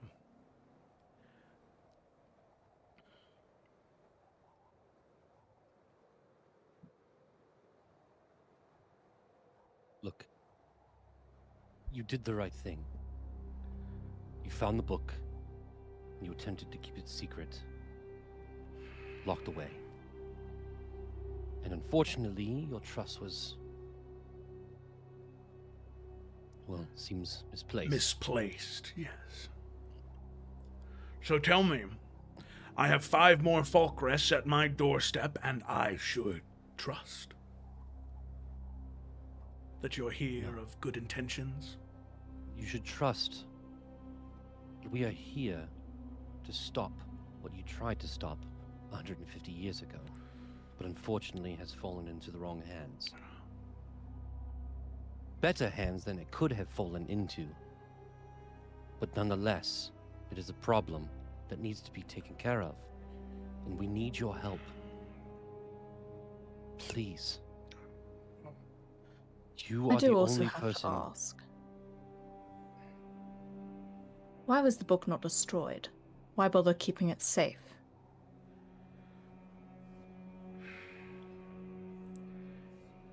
Within the book, there are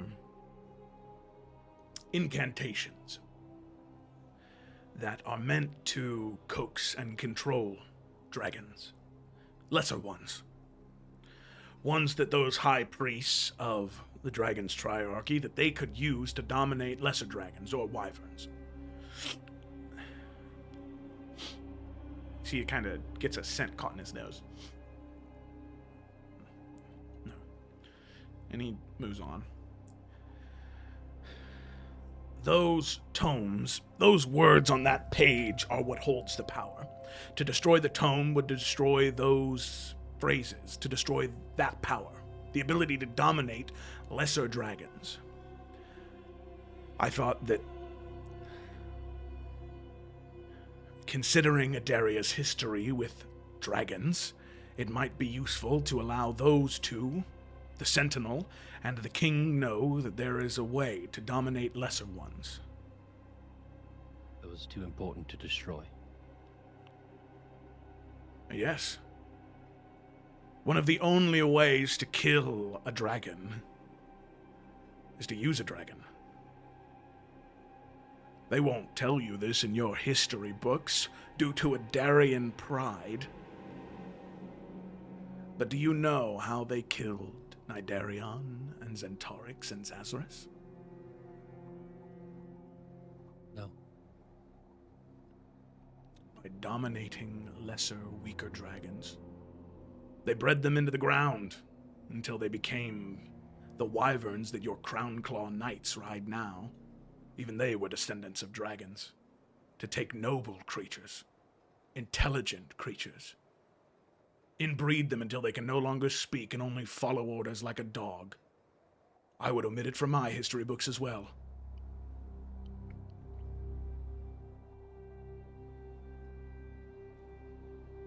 Regardless, we need your help. Yes, our sister may have made a grave mistake, but she is not unwise. She is a very smart individual. You've read this book, you found it, you know of it. You've had 150 years to ponder on this, and it seems like something that you've been holding on to for that 150 years. There has to be something that you have thought of, something that you have figured out, or at least dreamt of, that could help in this situation. You, a great mage, you have to have some contingency plans. Stop. Stop. There is one other option. You said you did this yourself and 2 other friends, correct? I'm afraid regardless, their lives are damned. And if they truly are your friends,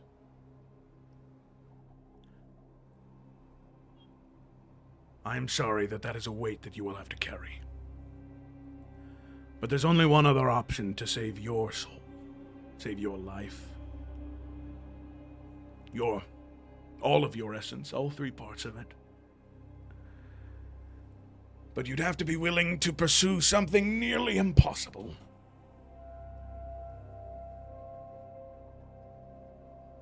Is that worth it? What is it?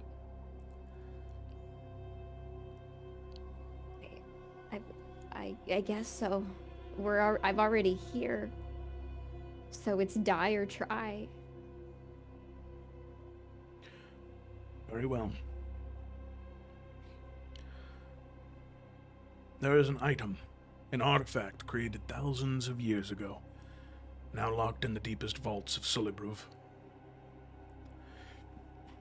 Ironically, this is the same place where one of the phylactery pieces are, that the cult plans to steal. Here soon. An item known only as the Severing Needle. The story behind it is quite sad. 3,000 years ago, a group of heroes faced an impossible choice. One of their companions, a woman of extraordinary power, sacrificed a portion of her essence to rule over the 9 hells. It was meant to be temporary, a strategic necessity for their quest, but ruling the hells, it changes you. Over time, she lost herself. The rage, the fury, the endless wrath of that realm. It consumed who she was. She became a true tyrant of the hells with power to bend devils and corrupted angels alike to her will. Her wrath became that of an angry god.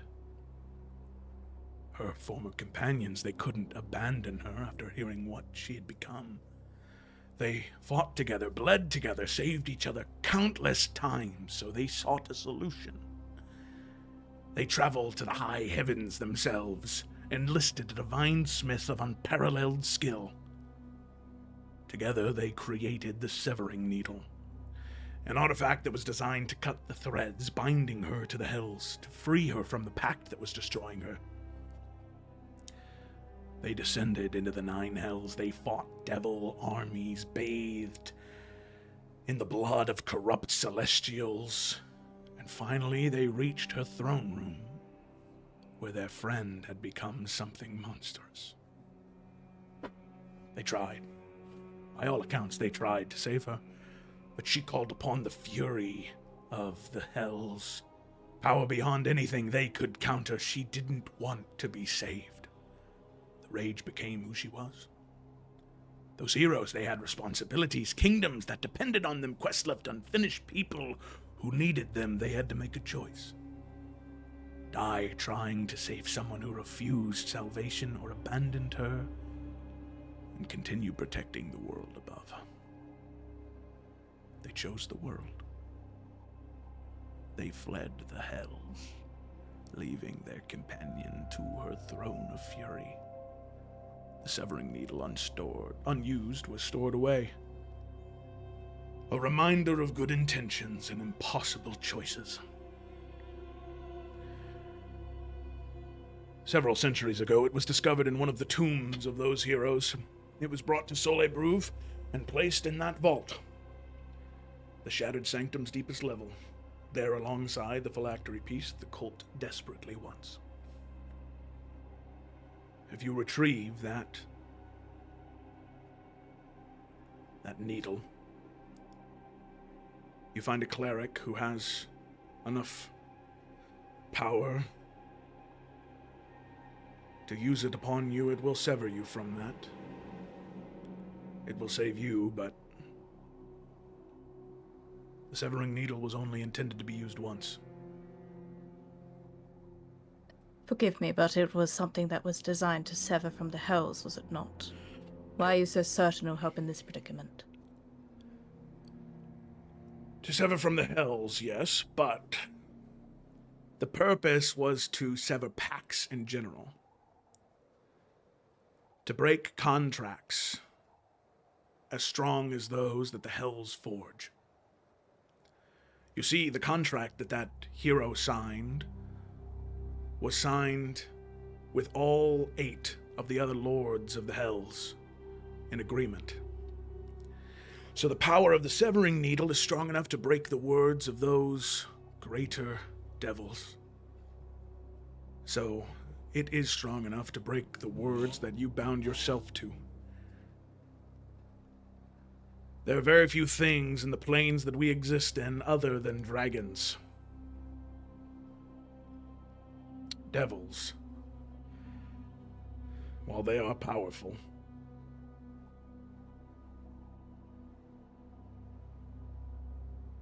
an ancient devil cannot rival an ancient dragon.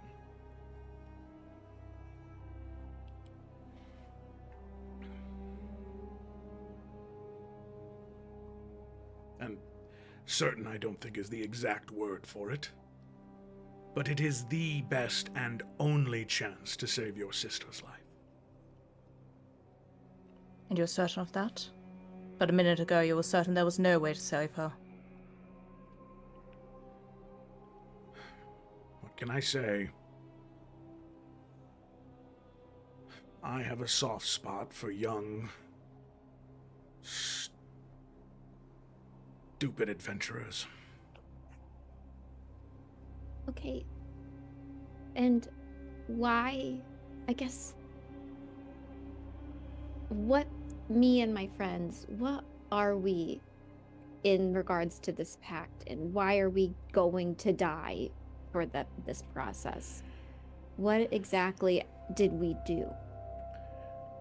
All three of you are students of Arkenvale, correct? Yeah. Nobility, also. Yeah.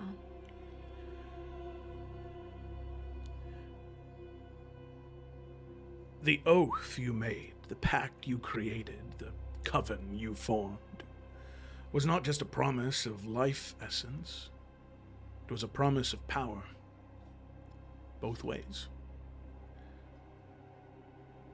I'm sure you wanted something, some growth in the arcane perhaps, to be sure to pass your tests, your studies, to impress the other students. Whatever it was, it does not matter. In this pact, you promised your life, your very access to the font, your soul, your spirit, everything. You bound to one of those three dragons. Dragons as powerful as those three, as the dragon's triarchy, when they are slain, they do not simply die. Even outside of the phylacteries. It is said that when a dragon dies in the material plane, it is reborn in the astral sea, to forever fly among the stars, to go back to the essence that once birthed the universe.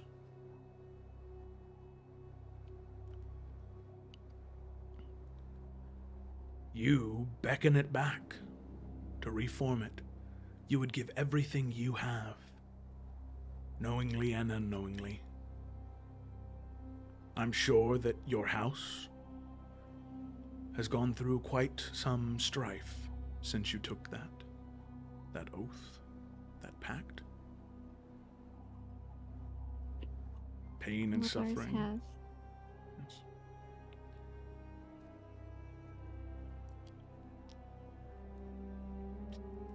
So any hardships all of you have endured in the past? How long have you been doing this for?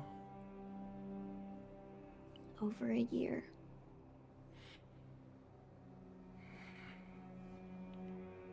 For the past year, any blow dealt to House Folkrest is the sapping of power to feed those dragons. Feed them in their return.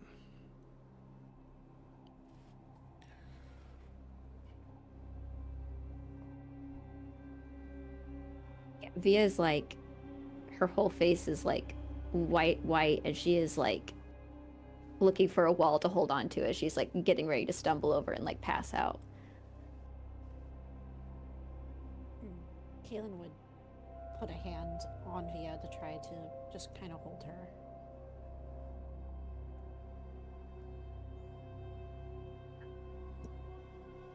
Alright, so we get the needle.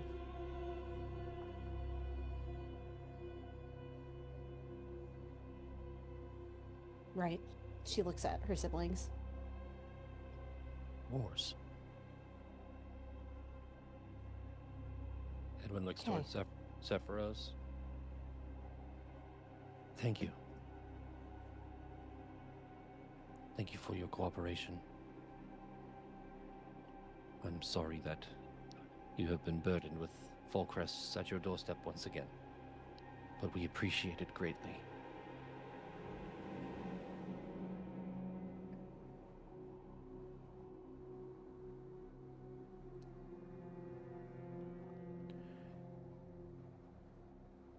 If you can break this connection, retrieve that needle,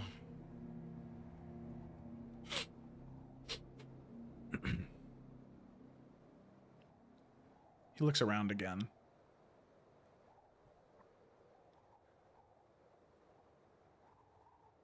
Have you all encountered anything on your journey here?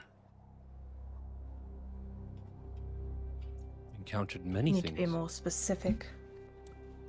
Dragonkin, whether they be wormlings, drakes, dragonborn. Is Thorn not looking like a dragon right now? I imagine Thorn's looking like a dog, but Not gonna lie. Xanthi's totally gonna just out Thorn. Like, give a look. we killed a dragonborn just the other day. And One Zephyros, attempting a ritual that was going to dominate the guards within this tower and turn them against you.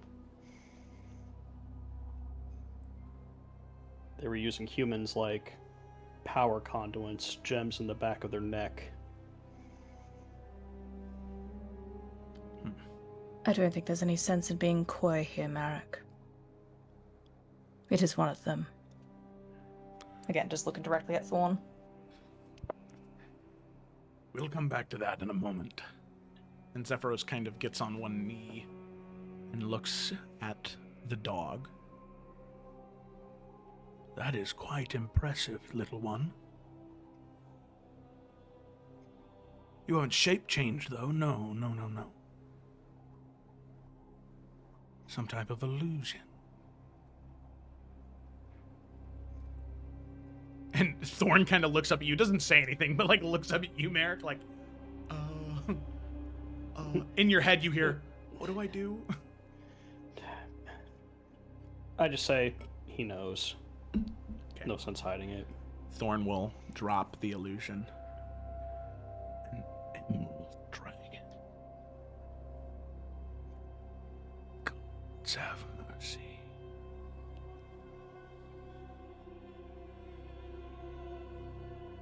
How did you find this?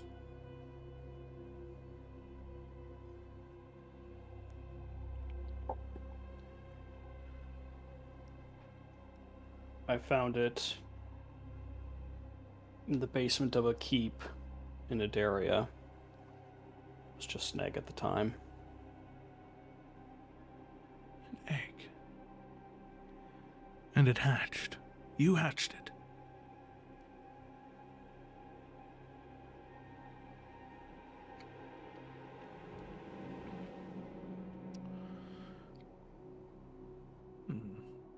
Very interesting. Was this the only egg, or were there more? There were two others. Ruby and obsidian, weren't they? They were. Very interesting. You know, I had met one other gemstone dragon before. Personal quest of mine took me to the astral sea, to the city of life. And there I found a sapphire dragon. Scales like small oceans of glass. Beautiful and regal. Wanted to know everything she could know about the material plane. Emeralds and sapphires say that same thing. You thirst for knowledge, don't you, little one? I do. Do you feel as though you are well fed in that way? I do.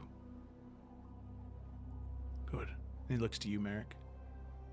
Very good. Well, And he stands up, and he looks at Thorn one more time, but moves on.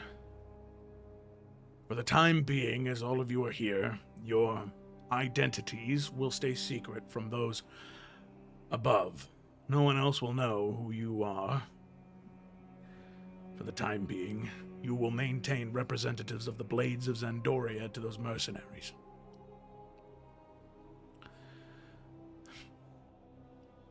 Now, of course, breaking the siege is an option, and I would appreciate my tower being free of it.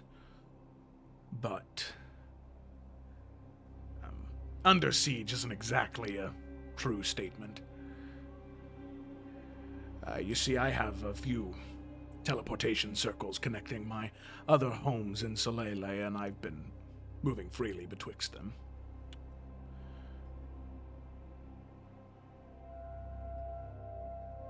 So, I'm not too worried about what may happen. I enjoy this one for the solitude, but I understand if you don't wish to risk your lives to save my,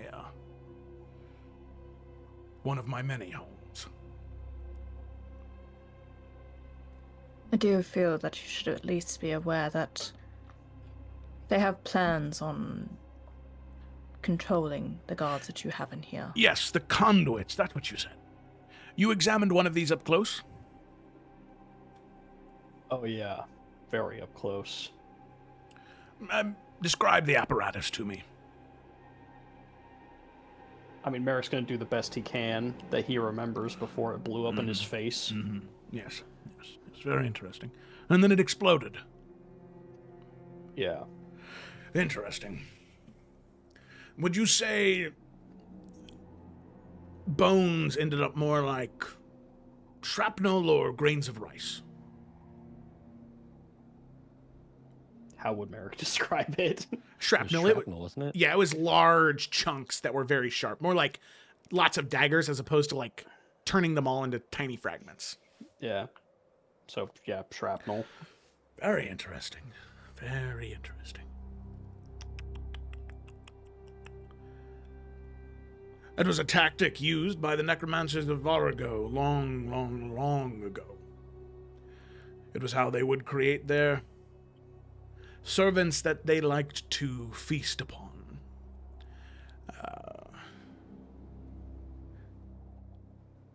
All undead servants leads to, well, it's uncomfortable for guests visiting, but also sometimes the great necromancers wish to feast upon their servants. A little nibble here and there, I suppose, is the best way to think about it. And undead do not taste very good. And they would not feel anything. Any of them that you've had to dispatch know that there's no saving them. Not in this life or the next. That helps your conscience rest any easier.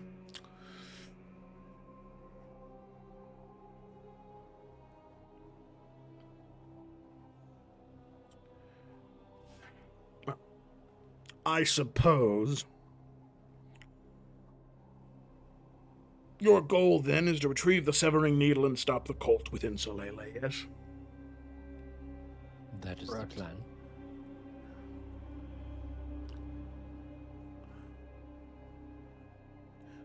If you retrieve the severing needle and the other phylactery piece from the Shattered Sanctum, I will use my resources to find the location of the cult, wherever this ritual will be. I will meet all of you in Sullybrew with that information, and together we will go. And we'll stop that ritual together.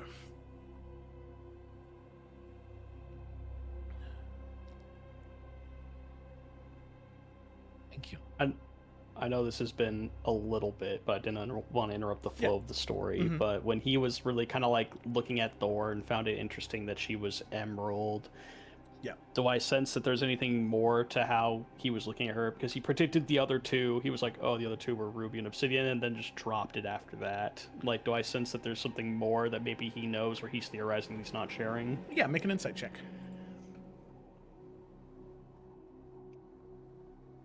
Balls. 10. Balls. Balls. As far as you can tell, I mean, he's obviously thinking about things, but you're not sure if it's like a concrete pattern or if he's just pondering. You're not sure one way or the other. It doesn't look like he's hiding anything though. Just thinking. Sure. Is one of your homes near Solebruve by chance? Yes, there is a small villa a few hours south of Solebruve.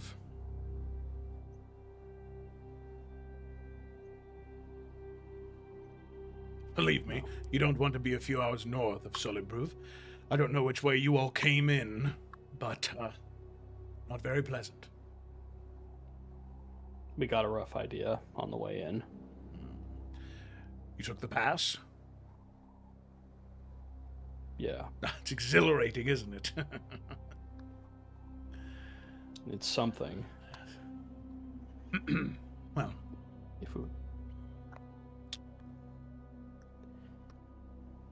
If we could make use of your teleportation circle, it'd be greatly appreciated. it would be, yes. I suppose I could make that accommodation. It is strange the way fate works, isn't it? How so? I would have never have thought my life would be this involved with Falkrest, but here we are.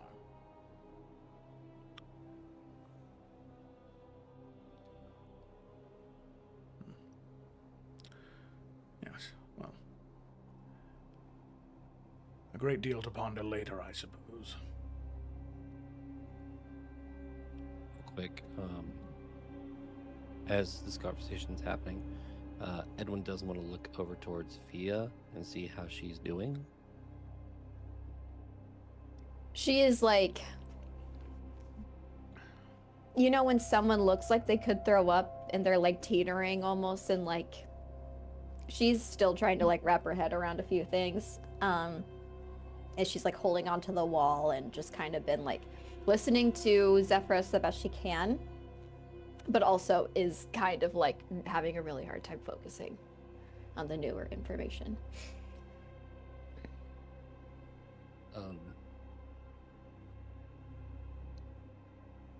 Yeah, I think Edwin's just gonna make his way over and just kind of like take her hand and help her like sit down somewhere while the conversation's still going. And then, as he sits her down, look towards Zephyrus and say, before we leave, I was wondering if I could ask you a couple questions unrelated to the book and other things. That's very well, I suppose. What do you know about, or have you heard, the name Paylor?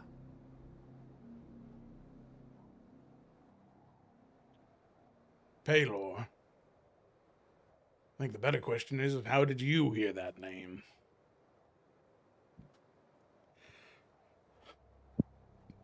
A god of light from a previous age?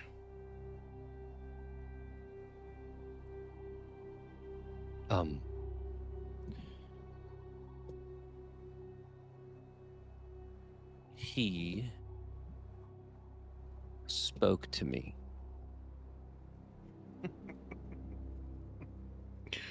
There's no shame in having voices in your head, boy, but I can promise you that it's not Paylor. I know voices. This was not one of them.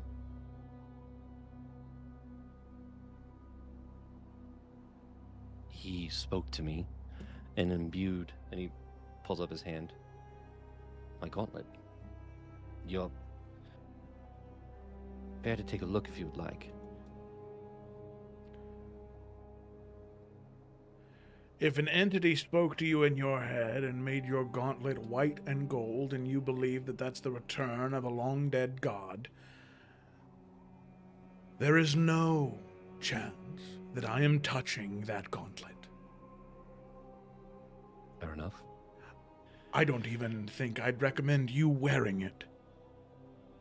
There are many gods in this world, and there are many things that claim to be gods. But do you know why nothing claims to be Pelor, the Raven Queen, Bahamut?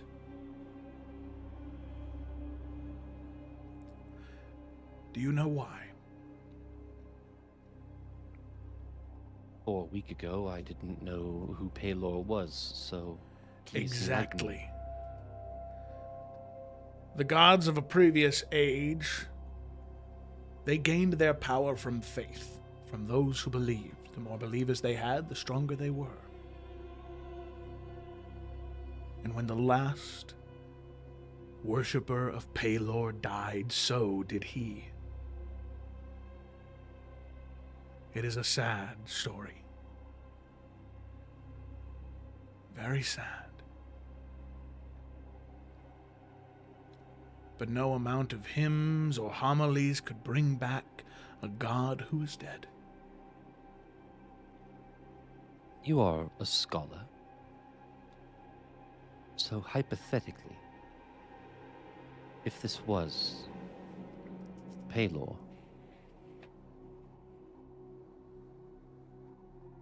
what do you think that means? Hypothetically, if this is the real Pelor that is speaking to you,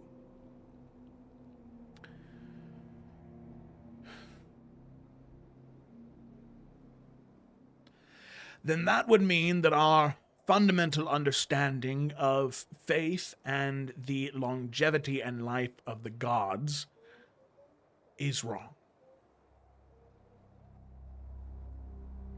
Well, there are many things in life that we thought were right and over the years have, well, debunked. Yes, but it is not a theory of illusion, magic, or gravity, boy. The gods chose champions. They spoke to people day in and day out. They walked among people in the Third Age. And one day, there was no one for them to speak to, no one who praised them. If I say a prayer to the Raven Queen right now from those ancient tomes, if I pay tribute to Bahamut in the greatest way that I can, it will not bring him back.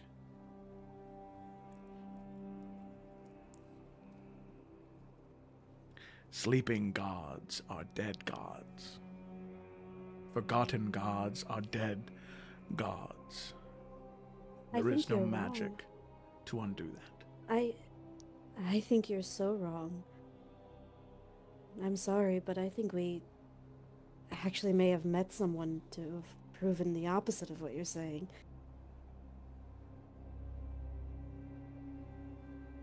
I'm not saying that I know confidently, without a doubt, that Edwin isn't talking to Pelor, but things with that much power and that much hold, sure, they can die. But if there is that faith that is passed on, I think they just become something else. You speak so confidently, but there are things that even you don't know. Look at what has happened today. I bet you would have never guessed the five of us would have been climbing through your door.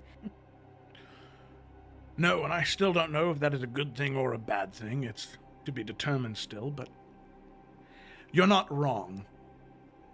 You're Caitlin, correct, of the Serpent's Grove, right? That is correct. I understand why you would feel that way. I've studied your people's culture All of those. Of the Great Elk, of the Sky Sovereign.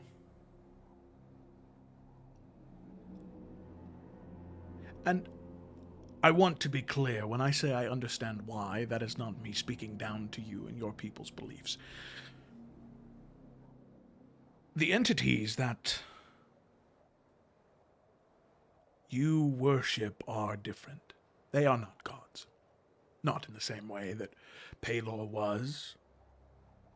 No. They are much different, much older.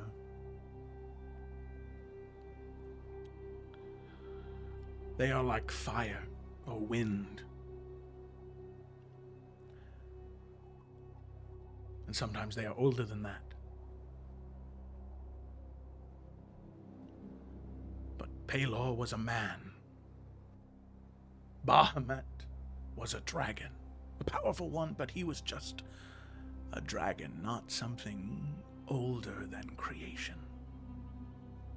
Sure, but what gave them power was those who believed in what they could do and what they did.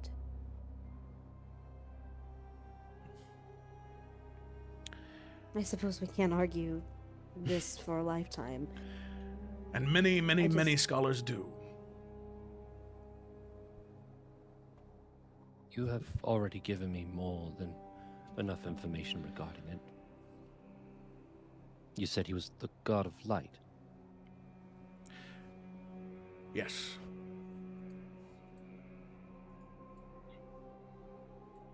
And never mind. I appreciate it. Spit it I out, do. boy. What were you going to ask? No point to be meek now. I have many questions of the old gods. You seem to know quite a bit about them, but we do not have the time. Maybe, after everything is said and done, I can pick your brain for more. But I have too many questions, and we do not have enough time for me to ask and get them answered. Of course. Just know that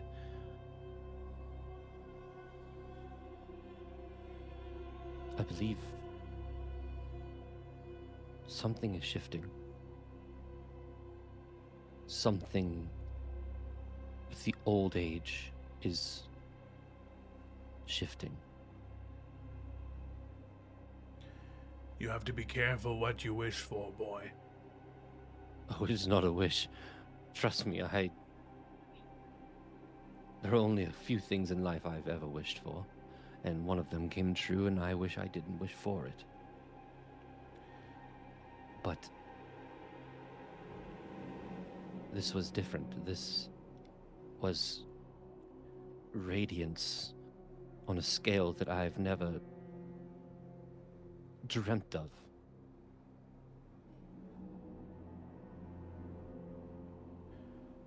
Something to ponder. When you begin to pull back the curtain on those things from an old age, sure, the good you will see first. But do you know what lies underneath all of that is celebrated and cheered and sung about? That shadow, that evil. If Palor returns, so does the madness.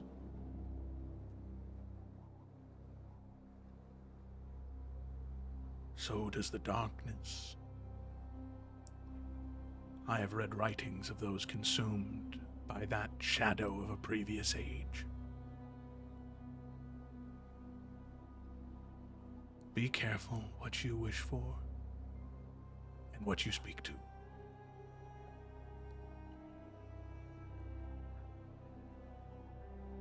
I appreciate the consultation, and I will heed your words. I would hope so. Well, up the stairs at the very top, you'll find the teleportation circle. The mercenaries will point the way if you get lost. Before you go, though, We have to go back the way we came. There was some sort of ruined church with this book in there that had like incredible things, like things that could help. I mean, it's just history. Hardly of any importance right now. It's important for the world.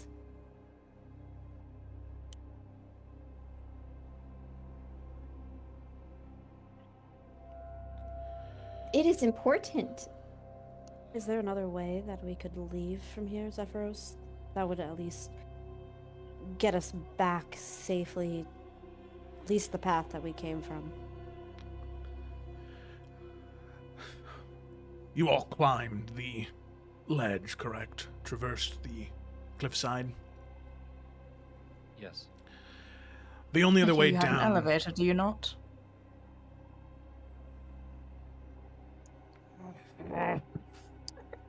Yes, You didn't need to do Garrett like that. Yeah, I did. do. There is one, but it takes you to the Ember Valley. So unless you'd like to walk the long way around to this church that you found, Ooh. I don't believe that's the way you'll want to go. There is a small port town and a boat that could take you back to Adaria, perhaps, if you are having second thoughts. But this church, with this book, whatever may be in it, if that's where you hope to go, there are only two ways. Break the siege, or climb the rock wall again.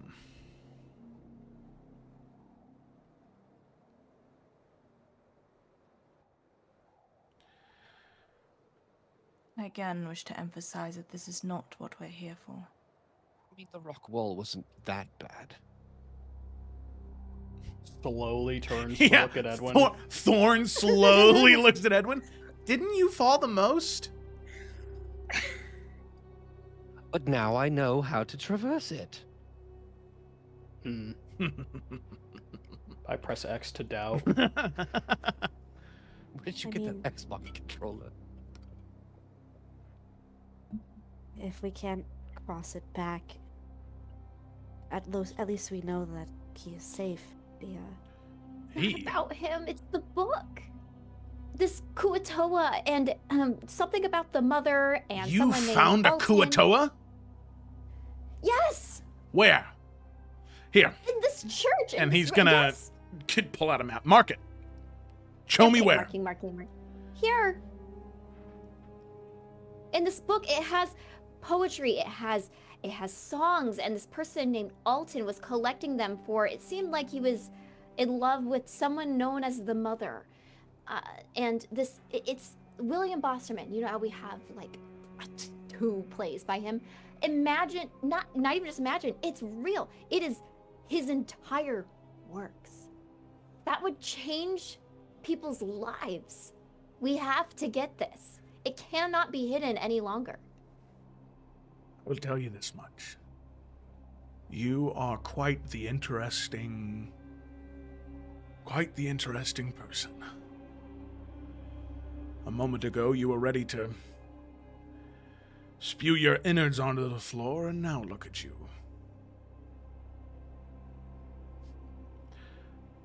There may be hope for you yet, girl. But next time that you have a hidden vault with an ancient book of poetry and songs, I appreciate the trust, but perhaps next time keep it to yourself. I will send 2 of my own to go find this place. Retrieve the book and this Kuatoa, and he will be kept safe here. In the meantime. Thank you. She looks so relieved. Like everything else didn't matter all of a sudden. She's like, oh, thank God.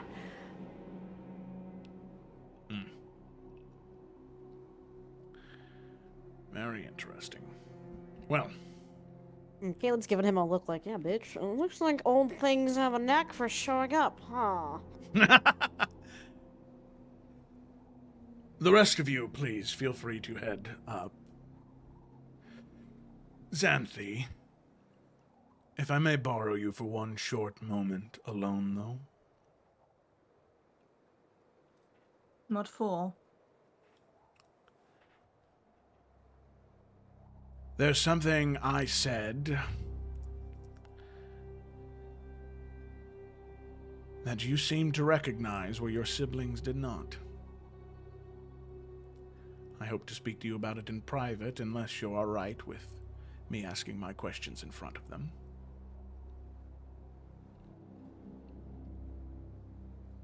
Kind of looks back at like everyone else for like a long moment. And I think like last of all, she looks at Via. But she will turn back to Zephyros and just nod. You can speak now. When I spoke of the severing needle, you seemed to have a look of recognition on your face. That wasn't the first time you had heard of it, was it? No. It wasn't. And like once again just looking directly at Via. And like there's a little bit of burn in that stare, Via. But she'll just continue. I had plans on using it for myself. We all know what it does now. Can understand why.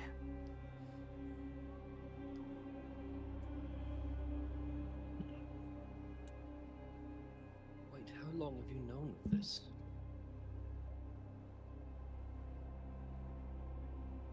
A couple of months. But as I stated earlier, I was under the understanding that it was only to be used with packs of the Hells. I was not keeping anything from anyone. Do I That believe was her? your question, Edwin. I don't know, I mean, yeah. Xanthi lying? Because I mean, that's what None of her our understanding business. was, right? Unless I was just dumb as a player, like... No. I think every time it's been used, it's like a thing to sever pacts of the Hells. Like, it's never been extrapolated to anything more. So yeah, and as she's far telling as the truth. as far as Elendara knew, that's what Yeah. she wrote about. So there doesn't seem to have been like she had information that it could have helped Via. No. Okay. Fucking news to her, mate. Okay. Edwin will not press it any further. Is there anything more you wish to say beyond simple observation, then?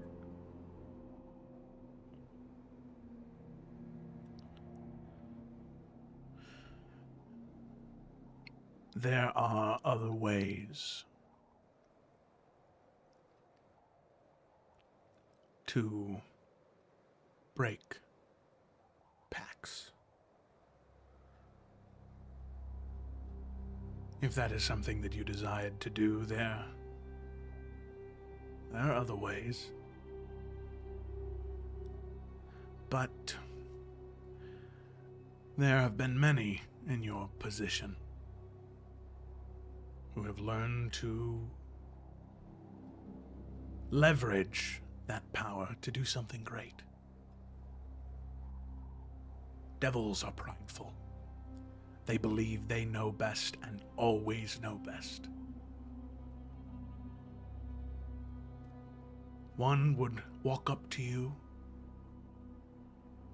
and it would pretend to give you the world, everything you ever wanted.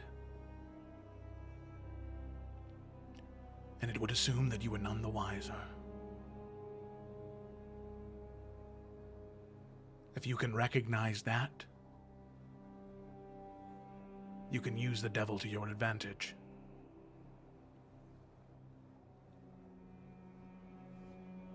It's no easy thing to outsmart a devil, but if you all have made it this far, and we see this to the end, then I suppose tricking a devil would be, well, not impossible at least.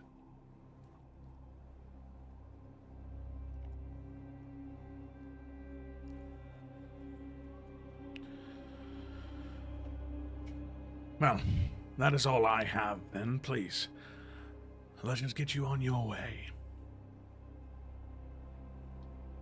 All right. And with that, all of you head up the stairs.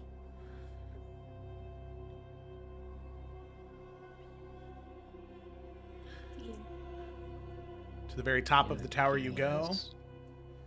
and you can see Zephyros's main study. Tall bookshelves full of books. Alembics, you can see all manner of materials for alchemy, various magical tomes from various ages. There's been a lot of information that has been stored here. Some of it is currently being packed away in crates to be transported to a different location. One he no longer needs to worry about under siege.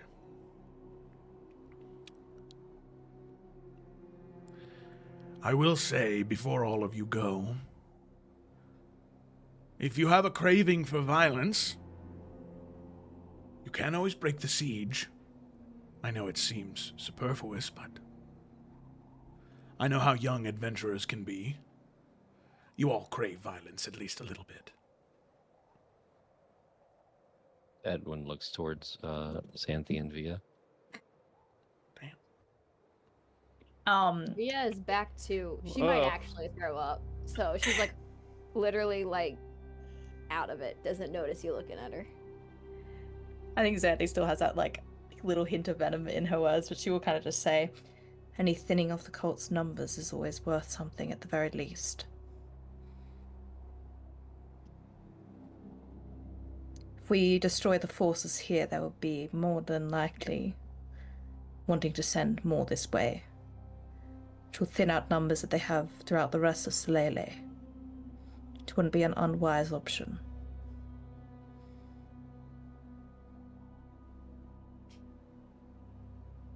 So do we want to do that, or just head straight back?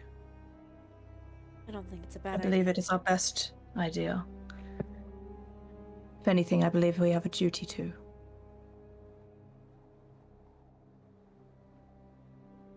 Thin out How the would we cultists, or get a jump start on those that would try to steal the phylactery piece. It's your choice.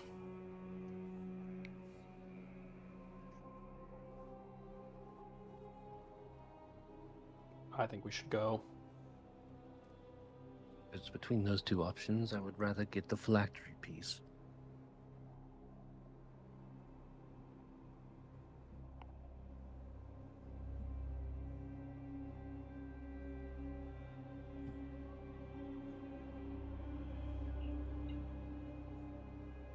Anyone else want to chime in? Oh, all right. Merrick and I have made the decision. The men of the group. Wow. Wait, Was it Caleb also? Or were you just being agreeable? No. I guess I didn't realize there was like a time crunch by picking one or the other until Joe. I mean, to be fair, how long does combat take? It'll be like 5 minutes. Come on. No. Caleb is definitely right now team. Let's kill something. No. I Okay, Octavia, We tiebreaker. we came Oh, here to God. end the siege and talk to Zephyros. Up to you, so- buddy. How you feeling? Fucking muscle up. Via wants to go home. That's Via an option, doesn't want to so pick go. one of the two. I know. Why don't we just go and try and get the phylacteries?